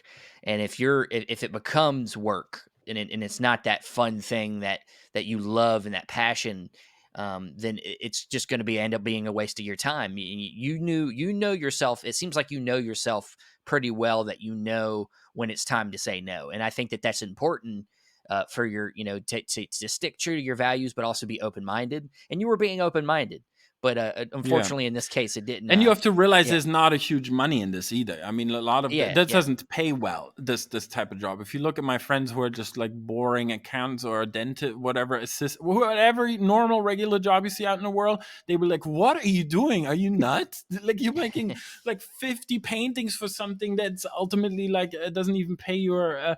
But that's again, if you start thinking like this is down a dark road. You start Mm, become greedy. It's the Gollum, right? You're like gonna be, yeah, my friend, and you start to get all the evil stuff starts to rise up, where if you keep it light and if you keep it about the love, and if you get the right people that you can trust, and with some of the people I've worked now the 20th time together, and they just know, we know what they expect of each other, and that kind of right. report is priceless, because they can quickly do a shorthand and go, oh, remember what you did there, and they're like, okay, yeah, no problem, sorry, I thought we're doing more this way, or but it also helps that for most of the classics, I know the film better than a lot of even the critics that come in to have now. They're hired to have a very informed and very great cultural discussion about this for the booklet, but they're kind of discovering this and they're drawing their conclusions. I've lived with this movie for 20 years, or often yeah, it's me who's put out the first artwork. In terms of the Japanese work, it's often that I'm for sure the only foreigner who's done the most Japanese posters in the history of movie posters. There's no foreigner who's ever done more. I've done like 600 Japanese movie posters. But so this love, I'm now starting to feel come back. A lot of creative people that are writing for Cinema Jumpo and all these like old institutions that are now, so they're starting to recognize, and they're like writing to me and they're like, Tony, I think you're the first guy who ever painted Kuniya Tanaka from First Westerner. Nobody's painted him before. And I'm like, I realized like, yeah, that's probably true. Why would they? These movies have never come out here. And so that's a super thrill that in Japan I have a complete different standing than in the West already. Yeah, you're regarded, obviously in your own country you're never regarded well. I don't work in Germany, for example. Tons of great labels here, yeah. zero. And it's maybe Wow. I don't put out that vibe. I had some requests for the mechanic recently where I'm like, oh yeah, mechanic, man, that's a dream job. That's totally my world, Bronson and stuff. And then it sort of ends up in a weird miscommunication where I feel much more comfortable with the American producers, for example. I don't know, that's something that comes from there. There's no lost in translation where I'm feel like I'm German. I should know these guys. I know what they're doing. I know the movie, and it somehow just was a Yeah, miscommunication. Yeah, so it's weird and interesting, and like you said, wild times. We got to all be grateful that a lot of stuff is coming out. That's the coolest thing, and hopefully and thankfully for you guys podcast and supporting this and getting this out there, because I feel there's a mini renaissance happening like it did in vinyl, where everybody said, oh, we're all buying CDs, we're all buying things, and no, actually there's never been more vinyl out there getting lovely restored with new cover art, and great stuff is happening, and that should be celebrated rather than holding to any kind of purist. Like you said, if you're not into it, there's other stuff for you. But we're into this Sure. stuff, and we're celebrating this, and with all its little pitfalls. In general, I think it's like 80% of cool shit. I have some big gripes when it comes to the digital stuff. And not because I hate digital at all. I think it's, like you said, another tool, a modern tool that should be yeah, yeah. used and exploited. But what I really hate is when it's used to fake oldiness, old Mm, painting, old oil paint. Now we're Yeah. getting into a proper problem for me where I'm like, okay, you're tracing these things off the iPad, which has this unique idea. Often people do mixed media, even they scan something, but they then enhance it through another layer, which is awesome. It gives its own flavor, but you have to be, in order to be appreciated by me, you have to be very authentic. Whether you do the movie, where you, who you are, because that's our currency as it used to be as artists or now as illustrators. Um, and I feel as soon as you start adding little brush marks and speckles and you're trying to achieve an oil painting, I'm like, in my book, you're already down a couple of pages. Why are you faking oil painting? And then Yeah. I had some, like you said, where I discovered some not so nice people is when I've tried to raise these things in a professional manner, because I was always like, if we don't talk about this, we're gonna get more of it, instead of this has to be talked about and the difference have to be sort of explained, not in a nasty way, but in a very open discussion. But a lot of hurt people came out right away. They felt I was attacking. I was like, okay, maybe I'm not using the right language here. But if we don't talk about it, we're sort of losing that movie poster that everybody's like, why aren't the movie posters looking like they used to look? It's because you are not speaking up about what the difference is. The people that create this should say Exactly. something. mm, And like I said, it's not a lack of talented people. Even in the digital field, there's people I love. I'm like, wow, this stuff is mind blowing, especially in the gaming realm. I'm like, I'm seeing stuff, but they're completely authentic in using those tools. And they're not faking an Anselm Richard Amson painting or Tom Jung painting. They're not doing speckle and burnt edges, and that Yeah. to me is jarring. And I'm always the most low, I think, is when people don't see the difference. When people are just like, look at this, and I'm like, this is where I feel sort of let down and a little bit disappointed that the eye is changing people's eyes and what they're willing to let pass. Yeah. That's a little bit sad. That's where I think I'm the most frustrated at. But there's hope everywhere. I think the fact that people even bemoaning this in a large way, that we hold these iconic posters so true to us, and we're like, we want these to live on, or these live on in our minds much more than often the movies do. That's something we have to get back to, and some people really want that. They're like, I'm always often surprised how many of the creators themselves, the directors, have no opinion about the poster. They're like, let's give it to an agency. Yeah, And I'm there's like, very few, there's very few. wow. Like I notice, and I don't know, I don't, you haven't done anything, I think, for this director for his movie, but I noticed you did the cover of the book for Quentin Tarantino's novelization of Once Upon a Time in Hollywood, and Yeah, so I have a yeah, that's complicated relationship with Tarantino. Completely in love with him in the 90s and then hate him now. Like a passionate, okay. burning hate. Like his podcast, I had to turn off so many times. I was throwing it against the wall. I'm like, you never talk about Kabuchi again. You have no clue what you're talking about. And this has to be qualified. Obviously, we're super grateful to Tarantino, especially as a movie lover. I think we all owe yeah, him a great debt. Especially bringing some. I don't think if it wasn't for Jim Jarmusch or Quentin Tarantino, I would have never seen a Saizun Suzuki Branded to Kill, or maybe not never, but they definitely open up avenues that were unknown to me. So I can never. It's more. I'm so stilted and bitter and hateful, resentful because I used to love him so much, and that's sort of. yeah. I think that burns a lot deeper. But like you said, there's somebody who holds up cinema culture and the discussion about movies. You It's could even more important than his movies now, I think. it's good to your relationship right there is just in this case with Tarantino is I think a healthy relationship. It's okay to really respect somebody's work and like a lot of it, but then not like a lot of it.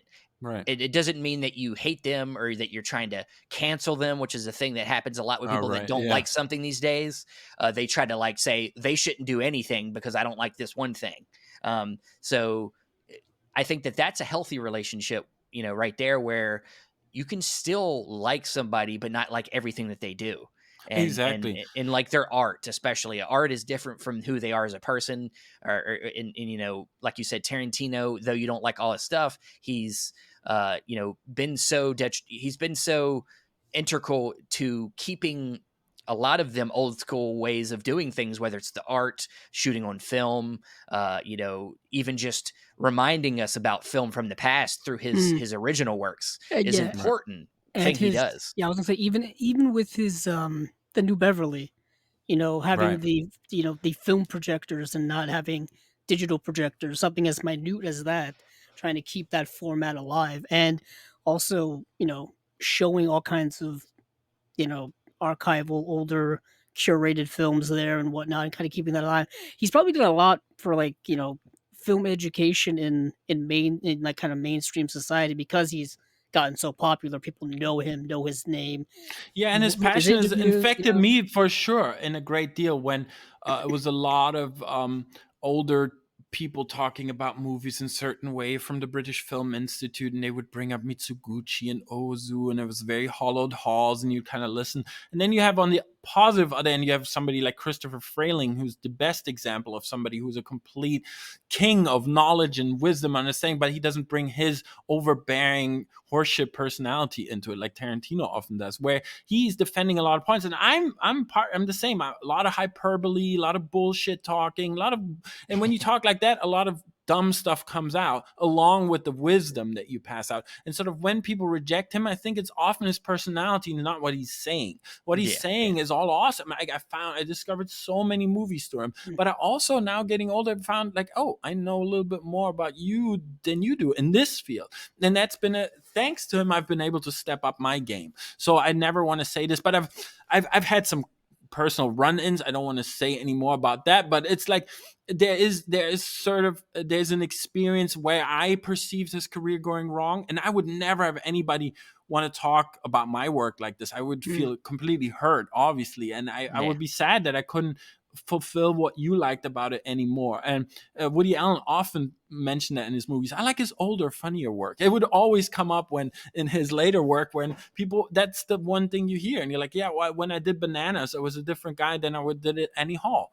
And so it's stupid to judge like this. His is a journey, and if people can still love his movies, I was positively surprised by Once Upon a Time in Hollywood, although by no means perfect. And I was enraged by that Bruce Lee scene. I was completely like, almost left the theater. I was like, so bullshit, and but all these snickering. I was at a press screening, and everybody was like, oh, and they're like, I was ripping out seats trying to leave. But that was a very controversial thing, that was and so stupid. and I in a couldn't believe way, it. it's the way what I chalk it up to, and this is just me speaking out loud, is Tarantino loves to create his own fantasy worlds, like fantasy Holly, like literally Once Upon a Time in Hollywood. It's his fantasy version of an alternate Hollywood. So I guess in his alternate Hollywood, I, that's I his I did a version whole of Bruce podcast Lee. about this. I did a whole podcast about this when I came fresh out of it. And there are lots of indicators that this is happening in Cliff's mind, that this is because as you zoom down, why I love this movie, it's some poster movie. It's so many poster references. And as you zoom down into that parking lot fight, you see the movie advertisement for Tora, Tora, Tora, which is a movie that came out later. So I'm already like, oh, I'm like reading this room. I'm like, this is a fantasy. This is not gelling up in the timeline. He's giving us clues. He knows when that movie came out. And he knows when this was supposed to be. He knows about the run-in with Gene Bell. He knows about all the history. But where I draw the big line, and where what he shouldn't have crossed, is not only that I'm not a big Brad Pitt fan, and I think if you want to make that scene happen, you should have chosen another actor that we believe can beat up Bruce Lee. Of course, people can beat up Bruce Lee. I'm not like a complete sycophant like this, but Gene Bell is a very different animal than Brad Pitt. This is the true war guy, and Brad Pitt can never, no matter how many fight clubs he does, he can never embody this fighter for me. And then there's something that I completely hated, that he made fun of him. He was like, whoa, whoa, whoa. I mean, he was a complete clown. It wasn't just Yeah. that he Mm. beat Bruce Lee. He went the extra mile in making him like a ridiculous buffoon. Now you stepped over the line, because I thought in my mind, Tarantino as a movie lover for sure has admiration for Bruce Lee, because we all should have, like we should for Tarantino, is he paved the way for so much. But here's my personal conspiracy theory, and nobody has confirmed this yet. The reason why he put so much gall and that little vinegar dagger in there, that I felt, that true fans had felt, that his daughter felt, that anybody who loves Bruce Lee felt it, and it cannot be explained away by all these interpretations, is that Kill Bill, somehow the estate, he got on the bad side of the estate because of the tracksuit in Kill Bill. And somehow there was some bad blood because of that we all don't know about. But I think it was a dagger to Bruce Lee, and maybe there's a state, because even when we got asked about that scene later, he was so, it wasn't like, oh, this is my explanation. He was really pissy about it.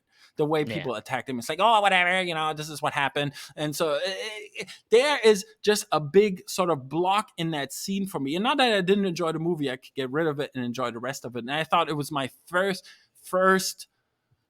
after Kill Bill, I sort of really hard dropped out, and I enjoyed that movie a lot more than all the other stuff that came after.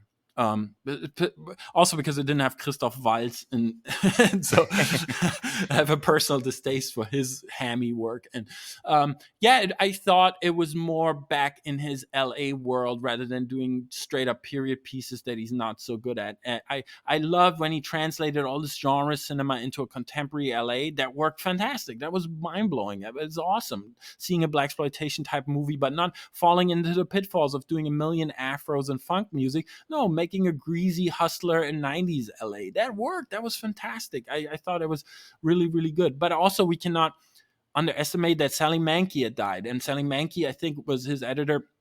And she kind of kept him from his worst indulgences. She just made sure these things were tight and they were fast paced. And often now with the new ones, they just feel meandering and they don't tie back up. And the Hateful Eight, like they're in the cabin and then on, and this other string of stories gets introduced and leads nowhere. And it's like, it's just a shame. I expected so much more. So I left these movies always maybe like disappointed rather than hating it.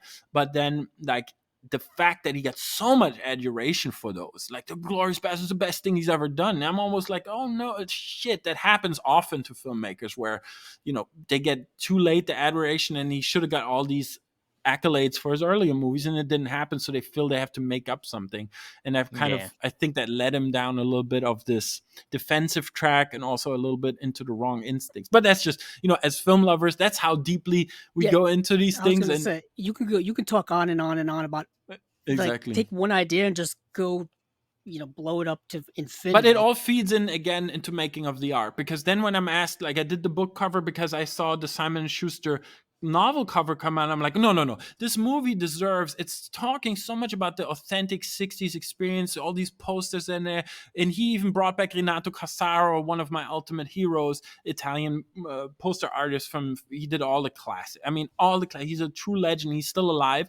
And Tarantino, to his big credit, got him back out, and he's like, Renato Casaro needs to make those new posters, and they're awesome and they're authentic and they're made with pen and ink and brush. And so I was like, the book cover can't be just photos. That's dumb. That's lame. That doesn't look like a novelization of a 60s movie cover. So I did this despite me having the issues. I could still do through the artwork, find a conversation, and I loved it. And I offered it to them and it got rejected. And then they hired Paul Mann, another great poster artist that's working traditionally now. I'm sure you guys know his work. And they hired Paul Mann to do a cool cover. But I kind of felt a little bit of joy that I helped push him there, because I was like insisting on social media, like, guys, you have to, this is not good just using photos. You have to draw it. You have to paint it. And then I Yeah. was probably too annoying and they used somebody else. But I got a lot of love. Brett Easton Ellis used my cover for his podcast. And so you do get that's the kind of great, how do I say, that's the thing that kind of resolves a lot of the issues, that fans still will use it and love it and Yeah. use it, and that's almost the all reward that you need.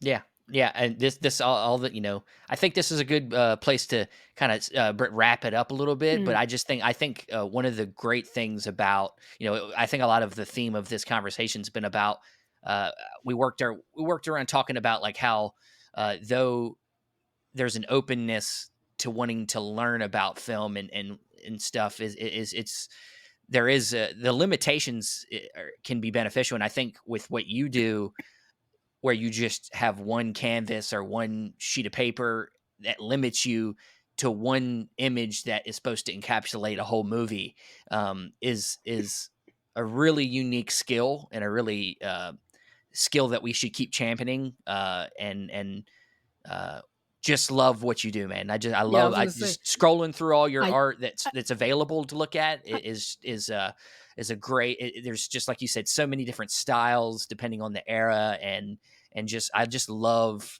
that there's somebody that not only has is able to do what you do, but also behind it. I love learning through our conversation that you're a super informed film fan. Mm. That is something that you don't always get. You don't know, you get some people that are just, they like movies, but they're not Oh, ingesting it in a way that the influences their passion art is there. necessarily. For Yeah, those of you Yeah. listening, the yeah. passion is there. You if you can't You hear it, can't see what we see, but yeah, yeah, you yeah, can't see what we see, but you can definitely hear it.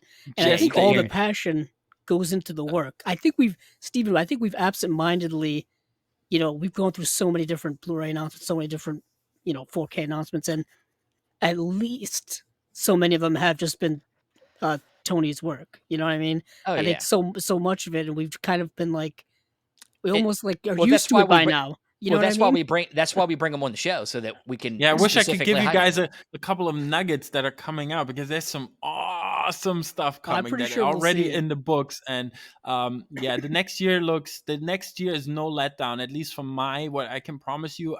I'm booked straight through the year, and one thing gets better than the others. Others are super rare stuff. Like I said, I've worked on already for 20 years, and they're finally coming out, and we'll That's see great. who's as inflamed as me by these movies or not. But and others are just like some real crazy stuff is coming. So this year is not going to be disappointed, at least what I can promise from my little end. And yeah, thank you guys so much for the support, because again, without somebody seeing and appreciating that these are different, that these are handmade, that these are oil painted, that these are different than the digital ones, I could never go up to a label and say, hey, this is the way I want to do it. Without them actually selling, it's not working. So that's I love this film culture that you guys are getting out there, that this is our new. Unfortunately, they killed the cinema, and now we have to do it another way. And whether that comes back or not, we have to stay flexible. But until Yeah. then, there are some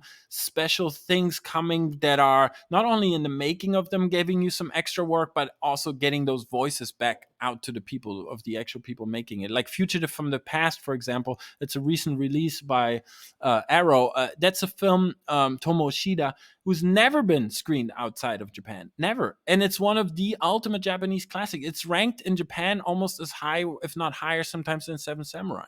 And that's a movie Oh that's wow. out now. It sort of went under the radar a little bit by Arrow, and people like it's a very it's a fascinating movie, but that's something people should absolutely seek out. It's like an all-time masterpiece. That's just sort of floating out there. A couple of people are Okay. seeing it, but it's Well, wild. I mean, I'm gonna definitely check it out now. Now that you you Well, say have that, to yeah. see it. I've It's seen it. mind blowing. It's yeah. It's incredible. It's Yeah, it's a great film. It is, for those of you listening. We did cover it on the show when it was announced, but yeah, right. it's like 3. I think it's 3 hours long, but Yeah, it's a journey of a film, and it's very very good. and it Like, it was a has film I had never heard about until it was announced, until it came out. right, and it's the journey into the past of a guy who's done something wrong in the war, but also all of a sudden you see like horror flashes in there. That you, when he sees the witch, and you're like, oh, what is that? Like inverted frames and like eyes that he sees, and like it's like a wild stylistic masterpiece. And then it transforms the latter half as like a who's done it. Like the detective comes into a Yeah. story that you love. Ken Takakura comes in a very young role, and he's sort of doing a murder investigation, which is another change Yeah. of pace. Well, It's awesome. I mean, we just talked about Kurosawa. Like, it reminded me a lot of the structure of High and Low, Right. whereas in the first half of that movie is the very tense, hostage standoff, really. And in the second half is the police procedural takes over, and Right. they have to, figure things out. And in the film, it deals with time in that way, where like you're getting a shift in time, a shift in perspective, and a shift in story tone, and it just does it so well. And I find that a lot in Japanese cinema and Japanese art from Japanese comics, that you start reading and you kind of have in mind where you'd hope it would develop. And oftentimes it surpasses that. You're like, we're getting to this point where I hope, oh, that would be cool if he did that. And it's actually even cooler because it gets resolved really quickly. And you thought what they're keeping as a mystery is often resolved right away. And you're like, okay, where do we do now? And it gives you this rush while you're watching, because now everything is possible. They're not holding this and drawing this out till the end of the movie. They're giving you the answer. And you're like, okay, now what? It's just an hour longer, this movie. What's happening? And that's a Yeah. lot of the great scripts. Like you talk about Seppuku, and you know that's a movie where you go, it's an ordinary life of a samurai. What can happen? And you see sort of it's jumping in time, but it's also giving you a little background of each character. And by the end, you're so invested that you're like, you're so charged with all these stories, but it's like, yeah, it's a masterpiece. Yeah, so we definitely need to try to eventually get you back, man. I think what would be amazing is maybe some of the films you're doing cover art for. Maybe we could come back and bring a maybe plan to do a few of these films you're doing artwork for, and maybe talk about the films. Yeah, yeah, Um, great. And sort of now I had this horrible monologue out of the way about me personally. Next time we can hear a lot more of the conversation and back and forth. I think that's always like, well, no, we don't need to no, set people up all the all the way. no, dude, your life is fascinating, and I Mm, could have listened to a lot more of it. yeah. But I think we'll do the audience justice if we leave them in suspense for Well, more stuff it's like later. we're Right. doing this in chapters. You know what I mean? Yeah, Like yeah, this is Yeah, good. chapter one. like a Tarantino film. Exactly. Nah, You know. like an Ushida film, like. Yeah, yeah, yeah. Yeah, But yeah. I hope the end is not a police procedural, but we'll see. yeah. But Tony, thank you so much for taking the time to talk with us today, and I hope you have a good rest of your day, and I hope that all the stuff that you want to work on, you get a chance to work on, and I might have to. I don't know if you do any requests or anything, but I might have to. If you do a request, if there was a movie I wanted artwork for, Yeah, oftentimes I've done some. People are like, "Oh, you should do all the pack and pause." I'm like, "Yeah, well, I mean, I done. Look, they're here multiple. Like I've done seven I, I, Wild I Bunch will. posters." I would love to pay you to do something that I've been wanting to have on my wall. Mm, Maybe if you'd be into it. mm, Yeah, But definitely. I whenever there's an opening, I usually do anyhow. I do stuff that I'm starting a little bit with the print shop, even though that's, I only do art prints because the rights issue of the posters is tricky. You shouldn't print your own poster. I know there's a huge fan poster scene out there, but if you're really working in the industry, that's not a cool practice. So yeah, I usually have the text and the billing removed. As long as you reinterpret the art, that's fine. So an art print is okay, but you cannot sell the posters, or you shouldn't, yeah, yeah. without an official license. So yeah, I'm always happy to put stuff in the shop, one-off requests that people like, and it's taking off. Unfortunately, it's all Columbo. I don't know why, but I've hit the nerve with Columbo. I So, and noticed I've that. I didn't know I, if there I've was a done, if you were a big fan. I was a huge fan, but like you said, I watched this with my grandfather, and it was sort of just in the family discussion. This was like mandatory TV back in the days. Like we all watched it Yeah. as a family. Was Columbo, but I've done a book. I wanted to do a book project years ago where I've done sort of all the LA locations, the different villains, so how it Yeah. all connected, and I thought that would be a beautiful coffee table book through all these, and then never sort of happened. And then when some site put it out, the Columbo file or something like that, and all of a sudden this is all I can sell. Nobody wants anything different than Columbo. So, and I think during the pandemic, a lot of people, a new generation, found a sort of politically what's going on. You want to kind of have an older Italian grandfather solve all the injustices, and it sort of Yeah, hit a yeah, nerve of where course. it's like it gives you some comfort out there where wherever else we talk about is so multi-layered. Now you just down each rabbit hole. Yeah. But that's great, man. That's great. Thank you, Just one more Tony. thing. Oh, go ahead. No, Go ahead. Go ahead. no, no, that was the Columbo ending. Sorry. Oh, okay, okay. Well, Tony, I appreciate everything you do, and hope you have a good rest of your day, and we'll talk to you later. Same to you guys. Bye. And we're back. All right. Well, that was like I said, a great interview with Tony Stella. I really enjoyed it. And now, as usual, we will move on to our Blu-ray announcements for the week. A lot of good stuff. And where do you want to start, Andrew? Well, let's start off before we get to kind of the major stuff. Let's start off with a couple of individual things here and there. First up, I do want to talk about the Cohen Media Group has another announcement or another release that they're coming up with, and that is the Jacques Rivette film Up Down Fragile from 1995. It's a new 4K restoration, new audio commentary. They've just been putting out just kind of random Jacques Rivette films over the last couple of months, or at least announcing them. And that's kind of really cool because Jacques Rivette's just a French director that I've always wanted to get more stuff of. And it's nice that I guess his later work is now getting more, you know, getting more notoriety, if you will. Yeah, they're putting out Gang of Four, Love on the Ground. These are all coming out actually this month.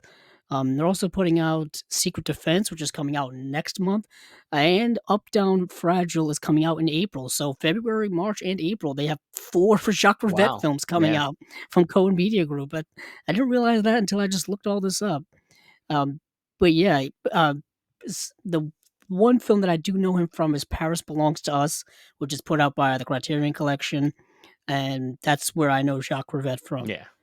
Yeah, I have a yeah, So as I said last time, I do have an Arrow set that has, I believe, like 5 or 6 of his films in it. I'm not sure that I've cool. ever jumped into it yet, to be honest with you. Well, you got a lot of box sets to get into, Yeah. a A lot of lot them. of box sets. But what's not a box set is another kind of individual release from Shout Factory. It's actually a 4K restoration, and it was previously restored in 4K by Umbrella Entertainment. And this is the movie Razorback. This sounds like another like wild animal attacks film, which is kind of a subgenre in the Yeah, realm. it's a favorite of mine. I really Oh, is it? yeah, no, I love it's a good it's them are ones that I love to watch, in the middle of the day on a rainy day and just, they're just fun entertainment. I mean, I even that one recently that came out with, Idris Elba, I enjoyed that. Was it Beast? Oh, when he's like, yeah, it, yeah, he's in Africa, and And the then lion attacks him, because and, yeah, and there's line of course, I attack. love, Ghost in the Darkness, so with Val Kilmer. Yes, which we So talked that about. Coincidentally, also put out by Shout Yep, Factory. yep. But this Razorback is significant for me or interesting to me because it's directed by Russell Mulcahy. At least I hope that's how his name's pronounced, or else I've been mispronouncing it for over the last decade. Mm, Because he is the director of Highlander, and this is the ugh. film he did right before he uh, directed Highlander. This got him the Highlander came Highlander out 2 job. years after This this. got him the He did Highlander job. I guess. He did a l I didn't realize this, but if you go to his IMDb, he directed a ton of music videos in the early '80s, like Elton John, Culture Club, Duran Duran, just tons of music videos, all kind of stuff. Uh, but I just find that interesting. Also, yeah, I've talked about my love for Highlander so many Yeah, times. I don't understand I it, mean, but you okay. don't have to bring it up again. You don't have to bring it up again. Also, but I will say this, um, for those of you who were interested in getting the Studio Canal 4K release of Highlander, Lionsgate put out their own 4K release here, which was much cheaper and has the exact same on-disc content as that release. All the special features, even comes with a couple of the lobby cards, that are in that Studio Canal set, even has the Studio Canal, watermark on them. Mm, The only thing missing out on is, of course, the great cover art for the Studio Canal release, as well as all the other extra goodies that are yeah, inside, but it is an expensive set, so if you want a cheaper version of that, Lionsgate did put out one here, much, much cheaper, but with the same on-disc specs, same transfer, all that kind of stuff. Just a little cheaper option for those of you who care about those things. yeah. Uh, I think that's when it came to any individual releases, Well unless you got something else, Steven. we do have the Second Sight Texas Chainsaw Massacre update. Oh, yes, Uh, that's the big yeah, one. yeah. So Second Sight, who's announced this for a while, but it's finally officially announced, to be coming out April 10th. And we got our look at everything that's going to be included. It's of course in a nice, rigid, hard box. Really cool artwork. I really like kind of the simplicity of the artwork. Kind of having, uh, Leatherface in like almost silhouette, with a white and red black background. But this is a 3-disc set, one 4K Blu-ray and 2 Blu-rays. And this has a slew of Yeah, features it's here, loaded. loaded with Like, features. You have it looks like at least 4 or 5 audio commentaries. Um, Tons of probably archival stuff. They do, of course, as we've mentioned before, have the new documentary that, Philip Escott's involved with making, that we had on the show, The Legacy of Texas Chainsaw Massacre. Um, right. we got a feature here with Alexander Heller Nicholas that's new, Behind the Mask. Yeah, and of course, it's got a huge booklet in it as well. Yeah, I wouldn't even call this a booklet. It's It 190 pages hardback yeah, book yeah. with essays, For many new people. essays, all kind of Yeah, stuff. many people in there. You got, of course, collector art cards in there as well. I did buy. There's also 3 other art cards that are exclusive to the Second Sight uh, uh, website if you buy direct, which is what I did. So I'll be getting that. Bam. Um, That's a little bit of a flex there, but If okay. you heard that, did you hear I that felt on it, the I felt audio? it. Yeah. No, but no, no, Oh, no. But you're just pushing it in I our just like face. to support direct because if I, why Right. not? I mean, it helps the company the most if you buy right from them. So It does, but if you don't, yeah, there are other options because right now it is up for pre-order on Orbit DVD, Diabolic yeah, DVD, Grindhouse, um, and of course, like you just said, directly from them. But it's yeah, I got a feeling this thing's gonna sell extremely well. It's hotly anticipated. We feels like we've been talking about it for nearly a year. it's been a while. Yeah, Um, and yeah, I know. there's a little bit of making fun of it because it is like the 500th release of this movie, but Oh yeah, this is one of the most re-released movies but ever, but probably. this edition and of course the steelbook coming out should maybe be the last time we see this for a This while. could be the definitive It would, yeah, this could be the definitive release. It is coming in a couple of different versions. You can get, the super limited deluxe, like what Steven was just talking about with the book and the cards yeah, and everything. You can get the standard, I guess, more standard release. That's just the 4K UHD, or you could just get the regular Blu-ray release. In and of itself, I'm assuming you just get all the on-disc content, but none of the extra swag, and it'll be cheaper. But if you're a collector like us, yeah. you kinda wanna You want it splurge while all. you can, because 'cause I'm pretty sure these are gonna be limited. Oh Those yeah, Second yeah, Sight yeah, seem to be really, like, super limited type of stuff, where once they sell out, they go for, big bucks on, like, eBay and places like that, or people just try to take advantage of your want for it. yeah. So, yeah, that's a big, big, big time release. Um, but then now I think that may be it. Um, unless there's something else you wanna talk about, Did you Steven. talk? Wait, I'm blanking for some reason. Did you talk about the assault on Precinct 13? Oh, no, you're right. Yeah, See, I'm already forgetting stuff I bring up right before the show. yeah, So I guess I'll talk about this. Scream Factory is going to distribute, keyword distribute, the 4K Blu-ray release of Assault on Precinct 13, the John Carpenter film that is being put out by Deaf Crocodile. And Deaf Crocodile, of course, is one of the partner labels from Vinegar Syndrome. We'll talk a bunch about them later in the show, but they are putting out this release, and it's supposed to come out later this year. There's no release date on it. Assault on Precinct 13 is another film that's been released quite a few times by quite a few yeah. people, and I have, like, the original Blu-ray release, so I'm glad I kinda waited a little bit because I know Scream Factory slash Shout Factory put out their own special edition of this a couple of years ago. Um, yeah, Well, that's what's interesting I about this is think it would be a conflict of interest. well, what's interesting is okay. You say that they put out Shout Factory put out already put this out before in the past, and so now Def Crocodile did a restoration. Um, So when they put this out this time, is this going to have Def Crocodile? Is this a Def Crocodile release or is this a Scream Factory release? Like I'm not really sure about the minutia here. Like I don't. Yeah, I'm not quite sure about who owns what. Yeah.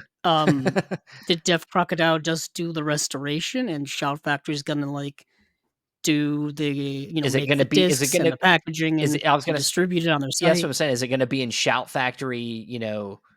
Casing? Yeah, or is it going to be in Is it going to be like a Def Crocodile release? And Scream Factory's just going to put it out. Like I don't. It's kind of weird. I have no It idea. makes me I it d makes me almost think it about, what just recently happened with Fun City, where they are now joined up with MVD, like they picked another mm. company to distribute out a release. Is this something similar? Is this just a random one-off thing that just happened to be because of who held the rights to something? Like, Yeah, my guess well, I could say this right now, the Assault on Precinct special edition that, a collector's edition that Shout Factory put out back in 2013 is still in print. mm, Like, you can still get it for under $20. It's still Yeah. available. So I don't know if they still own the rights to it, and this is a way in which they can, re-put it out once again. Um, I have no Yeah, idea. it's weird. I mean, I would say I would lean more towards that this is just a special circumstance, and that Deaf Crocodile's just doing the restoration, and it's just a team up that has to happen for it to get put out. Um, Yeah, but I don't know. It's weird. We're seeing some of these partner labels do some weird stuff lately, where we're seeing people teaming up well, teaming up and and putting out and stuff. and leaving. Like TerraVision leaving recently, and Fun City leaving, and it's like, or is this a domino effect? Is there's more partner labels that we're going to see hop off and do their own thing soon? I don't. Who knows? Yeah, Just who kn I have n speculation. Don't I don't know speculation. shit. So I g um, I do wanna bring this one thing up, I guess, while we're here, just for the heck of it, because it is a bit of a slower week. Is it okay, Steven, I why you guess, asking if me? I Just ask say you? the shit. I have We're not we're just bo- we're okay, both so on the show. We both do the show. yeah, but Talk. I wanted to get me because I don't wanna throw too many wrenches into the gear shifts here. The Mill Creek Entertainment Disney Yeah, deal yeah. is fascinating. This actually news actually dropped the day after Our last our show. Yeah, our last show. And initially, when Steven and I were talking about it, we thought that perhaps it would have been something that would have finally gotten, Disney to put out their back catalog because they're very, cagey about that kind of stuff. They're very, you know, they like to hold everything in house. They don't like to give it to other people. Now that they've got 20th Century Fox, that makes it 10 times worse. But apparently, that's not the case with this deal. Apparently, this deal is kind of more like just to re-put out stuff that's already been put out, and it's not really for anything spectacular, which is kind of unfortunate for people like us because we kind of want a lot of that stuff. Um, it and I'm trying to find the details on it as I scroll down here, but I'm just saying, um, yeah, it's kind of unfortunate. So yeah, so the further details is actually on Disconnected's Facebook page is where I went. So further details from that he got from Digital Bits is that of course this is not going to include any 4K UHD titles. yeah, Duh. yeah, yeah. Mill Creek doesn't have. I don't even know if they have the capabilities to even manufacture that. This deal does not include new content, new transfers, or new remasters. Yet again, not a big surprise because they would probably just be getting whatever Disney gives them. They don't really do any remastering or restoring in house. They've never have. That's just not their thing. Titles that were previously released on DVD will be reissued on DVD. Titles previously reissued on Blu-ray will be re-released on Blu-ray. That's kind of what I was saying. So what we've seen before is to come again. Nothing new, nothing special. There's going to be maybe 100 to 200 titles released, um, and that's kind of about it.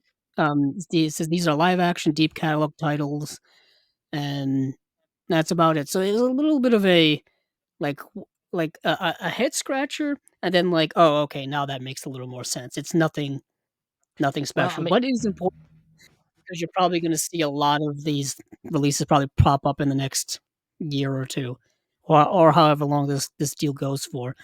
Of all the places, Mill Creek, uh, really the best, deal? I mean, Or what we know that Mill Creek is known for being a very economical, bud uh, budget friendly. budget friendly, label, if you want to call them a boutique label. I mean, I think a lot of people consider them a boutique label because they do put out some stuff that's hard to get sometimes, but they just don't do a lot with it. Um, Yeah, but yeah, so I think that's why Disney went this route. They probably got a really good, nice deal to put out some physical media, which I think that they see that there's. I think most companies see that there's money to be made in physical media. They just don't want to spend a lot of money doing it. So, um, this is a chance for maybe us to get some of them, as they say, deep catalog Disney titles that they don't really allow for there to be either access to, or they've been on very limited access through like their Disney movie club, right. where you have to be a member of a particular, kind of almost subscription club to even get it. Like You it, do, yeah. or you can buy them on eBay for exorbitant dumb amounts of amounts of money. money that I'm not going to spend for You can them. buy the Goofy movie on Blu-ray on eBay if you want to, but they're gonna charge you a Yeah, pretty penny yeah, for it. Um, yeah, Mill Creek. I've known about Mill Creek forever. They've been around since the 2000s. Really, they used to have the big like 150, 200 movie packs where it was just public domain prints on DVD, looking atrocious as it can get. But you could buy like 100 movies for like 30, 40 yeah, bucks. You know yeah, what I mean? Like it was absurdly kind of cheap for the amount of movies you would get, but the quality obviously not there. I'll say this: when it comes to Mill Creek, they put out a lot of things that clearly the company that they license from or the studio they license from, whether it be Universal, Sony, wherever, don't have no interest in putting that stuff out by themselves. yeah, You know what I mean? They just have no interest in it whatsoever. I notice a lot of that with their television stuff. That's kind of a lot of what they do, because a lot of the studios have no interest in putting out TV on Blu-ray. You know what I mean? I've said that a million times. That a lot of companies just don't, and then Mill Creek comes along and decides that hey, we'll do it. But the drawback is the quality isn't great. They always put too much on one disc, making compression an issue. The authoring of their discs always has issues with problems when it comes to the way the film looks on their discs, always look not so great. That's all like technical stuff. I mean, and there's a reason why you can buy their movies mostly for like $10 or under if you can catch them on a good sale. Um, and that's the reason why they're affordable. But I just thought that was an interesting deal because a lot of people were talking about it, a lot of people were buzzing about it, and a lot of people were bemoaning that it was Mill yeah, Creek. But it's not as big of a kind of deal as we thought. I don't anticipate seeing a lot of classic MGM titles coming out yeah, on this, yeah. or not even MGM, classic 20th Century Fox titles coming out. That's what I should say. So that's a little bit of a news. But moving on from there, let's move to kind of more regularly scheduled programming, I guess.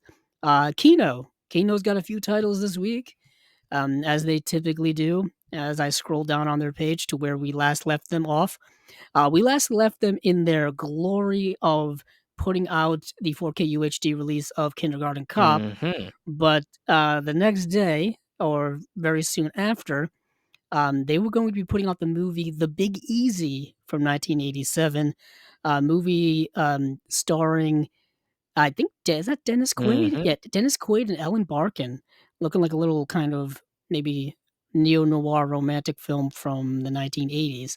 I think John Goodman's in the film as well. Yes, and Ned Beatty. Hmm. Mm.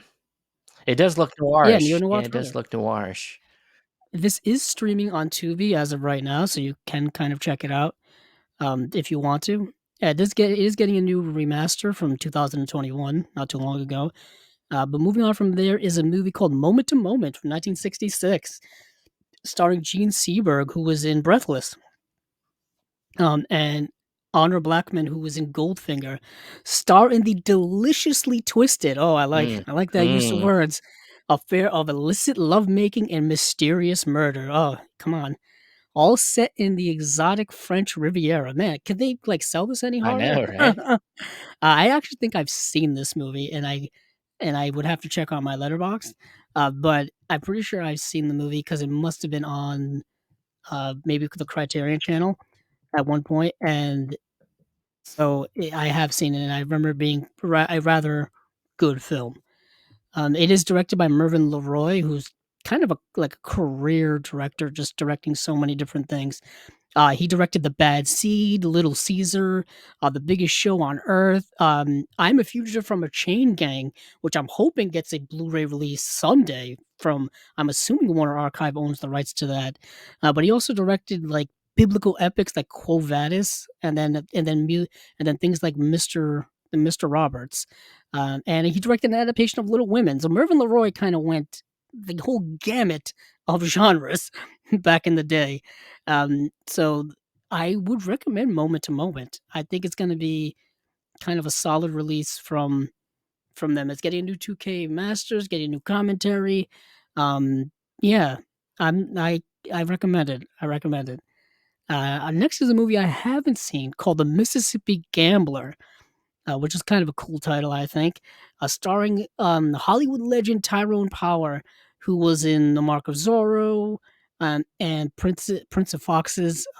It's a gambling movie. You know, he's a high stakes gambler doing high stakes gambling thing, probably getting into some debt, probably getting into some trouble. Mm, That's kind of the way these gambling movies are. You know what I mean? That's like The Gambler with James Caan. yeah. Just can't stop. Just Or can't stop Maverick doing it. with Mel Gibson. Or Maverick. Or Maverick, or even like Uncut Gems, which is gambling on a different There was level, also that sports yeah. sports betting. There's also that other gambling movie with Mississippi in the title, Mississippi Grind. Yeah. Yes, Ryan Reynolds, and, What's um, his name from, shit, who's in Rogue One? He's the bad guy in Rogue One. Uh, isn't it I almost said Mads Mikkelsen, but no, that's not the that's not it. he is in Rogue One. He is in Rogue One. Um, technically half right. Technically half right. So I'm gonna look that up because it's gonna drive me Yeah, no, bananas. not even Um, something we were technically supposed to be talking about. Just threw it. yeah, Ben Ben Mendelsohn. Mendelsohn, yeah. Yeah, Woo! but you're right. It's another film that has Mississippi in the title and is dealing Gambling. with gambling. Um, There's a lot of movies yeah. with Mississippi in the title, honestly. Also, I don't know if these are related, but when I looked up Mississippi Gambler on Letterboxd, 3 movies came up with the exact same title, all within, like, 20 years of each Hmm. other, or all within a certain time frame. I don't know if they're, like, remakes or, you know, they're just the same movie made over and over again, but there was one in the '20s, like, one in the '50s, and then another one after and then another one in there somewhere. So I'm not sure. Alright. Yeah, and I think this movie also no, that's a different character, but anyway, let's move on to another film. They came to Cordura. Now, this is a film I actually already own and already have, and coincidentally, didn't set this up like this. I am pretty sure I am pretty sure that this is, in the Rita Hayworth collection that Mill Creek actually put out. Yeah, Mill Creek put out a Rita Hayworth The Ultimate Collection where it has 12 of her films, and They Came to Cordura is one of those movies. I think it's the last movie in the set. Mhm. And coincidentally, I have it in that set. But Kino is putting it out by itself. And yeah, so this is a movie starring Rita Hayworth. Gary Cooper is in it as well. Um, yeah, I'll watch any film with Rita Hayworth in it, and I recommend anybody do the same. That's just my thing. Okay. Well, I mean, that's a little bit hard. You're pushing it on me, but okay, I'll do it. Yeah, okay, a little I'll do yeah. it. All right. Well, the next one we Yeah, have here is let's a Steve McQueen film, yes, we do. Hell for Heroes, 1962. It's got a new 4K scan from the original camera negative, which is always great. Black and white, 90 minutes. Yeah, directed by Don Siegel. Don Siegel, of course, being he directed Dirty Harry, he directed Great Escape. Escape from Alcatraz. He worked, I've said this before, he worked a ton with Clint Eastwood. I'm pretty sure Clint Eastwood took a lot of his directing style from Don Yeah. Siegel. Um, that that's just my gist. He took from Don Siegel, he took from Sergio Leone. But yeah, Don Siegel directed so many things. But this is a movie that I actually did get to see. And yes, it is the World War II set film. It's in black and white, I actually. said that. Um, oh, you did? Yeah. But anyway, I just found that I didn't realize that until I started watching. I'm like, oh, this film is in black and white. To come out in 1962, it seemed like It odd to have a black and white becomes more film, of a but it stylistic works. choice. Yeah. Yeah, Yeah. it works. So this is about a group of soldiers in World War II who are about to get ready to go home. Like they're all excited to kind of go home, and what ends up happening, the reverse happens. They end up getting put back on the front lines, and on the front lines, they're kind of left to defend a large amount of space with a little amount of people. So they have to come up with ways in which to make it seem as if there's more people there than there actually are, so they come up with all kinds of like little tricks and little things to convince the German army that they have like tanks and they've got so many people, they've got so many bullets, they've got, all this kind of stuff, until they can hold on till like reinforcements come or they get more people to come help them out. So that's kind of what the movie is about plot wise generally, but it's more about the individuals involved. It's more about the characters. It's more about what they're dealing with and their interpersonal relationships and their different personalities. The cast of this film is incredible. If you look at it, it's not just Steve McQueen. Steve McQueen actually is a bit of a jerk in the movie. He's kind of the strong, silent, um, bad boy type, which I guess kind of his Yeah, I was thing.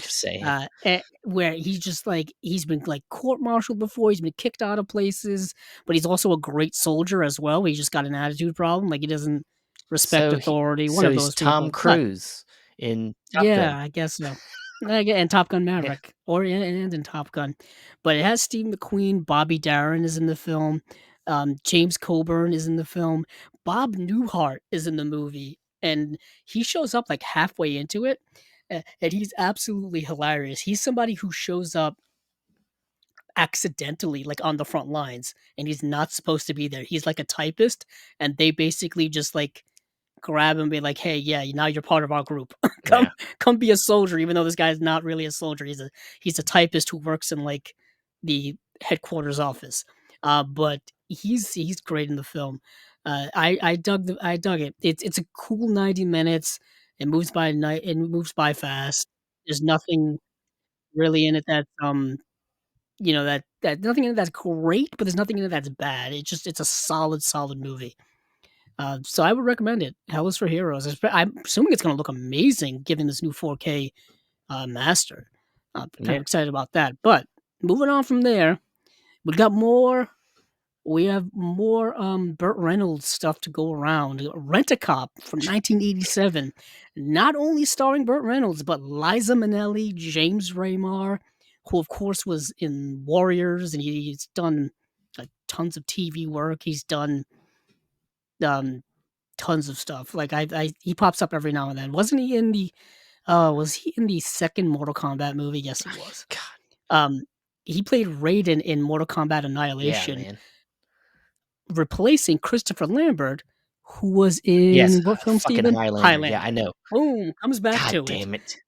Damn, it's like 6 degrees of You Highlander just keep today. bringing up shit he's in, so we have to talk about it. Thing is, I'm just improving that I too. I'm know. not even I planning know. it. It just happens to make the connection. But this is a movie that I didn't get to see, unfortunately, because I kind of really wanted to see it. Just the concept of Burt Reynolds and Liza Minnelli on screen together really intrigues me. Um, and yeah, this is a movie we don't really know when it's coming out. It just says coming soon. Getting a brand new master from a 4K scan from the original camera negative. That's cool. But there's been a bunch of like Burt Reynolds stuff coming out recently that I'm super excited Yeah, about. there's a We're getting the whole Burt yeah. box from Yeah, I Umbrella. was gonna say that whole Burt Box guy. I think they relisted it because it was so popular. Like it was the pre-order went down, and then I think they brought it back again because people Yes, were yes, they did, and I so into think it. yeah, it's actually yeah, still slated. It's coming out next. No, yeah, February 28th, which is the last day of the month, coincidentally. But yeah, we're getting a lot of Burt Reynolds lately. Even like his 80s stuff Kino's been putting out, which is really cool because I mean, now that he's passed away, might as well get all of his stuff out there so everybody can enjoy it. I've always liked, but I've always liked Burt Reynolds as an actor. Um, yeah, there's just tons of his work that I want to see to come out still. But yeah, if you haven't gotten the Burt box, you can still get that and get this release as well. But yeah, I think that's yeah. Nope, there's one more from Kino. Kino dropped one more thing today. Something that's getting put out in 4K UHD is Cujo, the Stephen King adaptation from 1983, starring Dee Wallace, who I believe wasn't she the mother in E.T.? Hmm. Yes, she was, which I think came out. Was that the same year or was that year after? Steven, you know when E.T. came out. Yeah, it's 80. It's the year after, I believe. Gotcha, Yeah, gotcha. I've never seen Cujo. I know the story, of course. yeah. The dog I, s- that's a menace. I saw it way back in the day when I was a child and loving everything Stephen King that I could, Stephen King was kind of actually, funny enough. His stuff was very much early childhood stuff for me. Yeah, even the stuff, even discovering that he was the person behind writing the books for things like The Green Mile and Shawshank Redemption.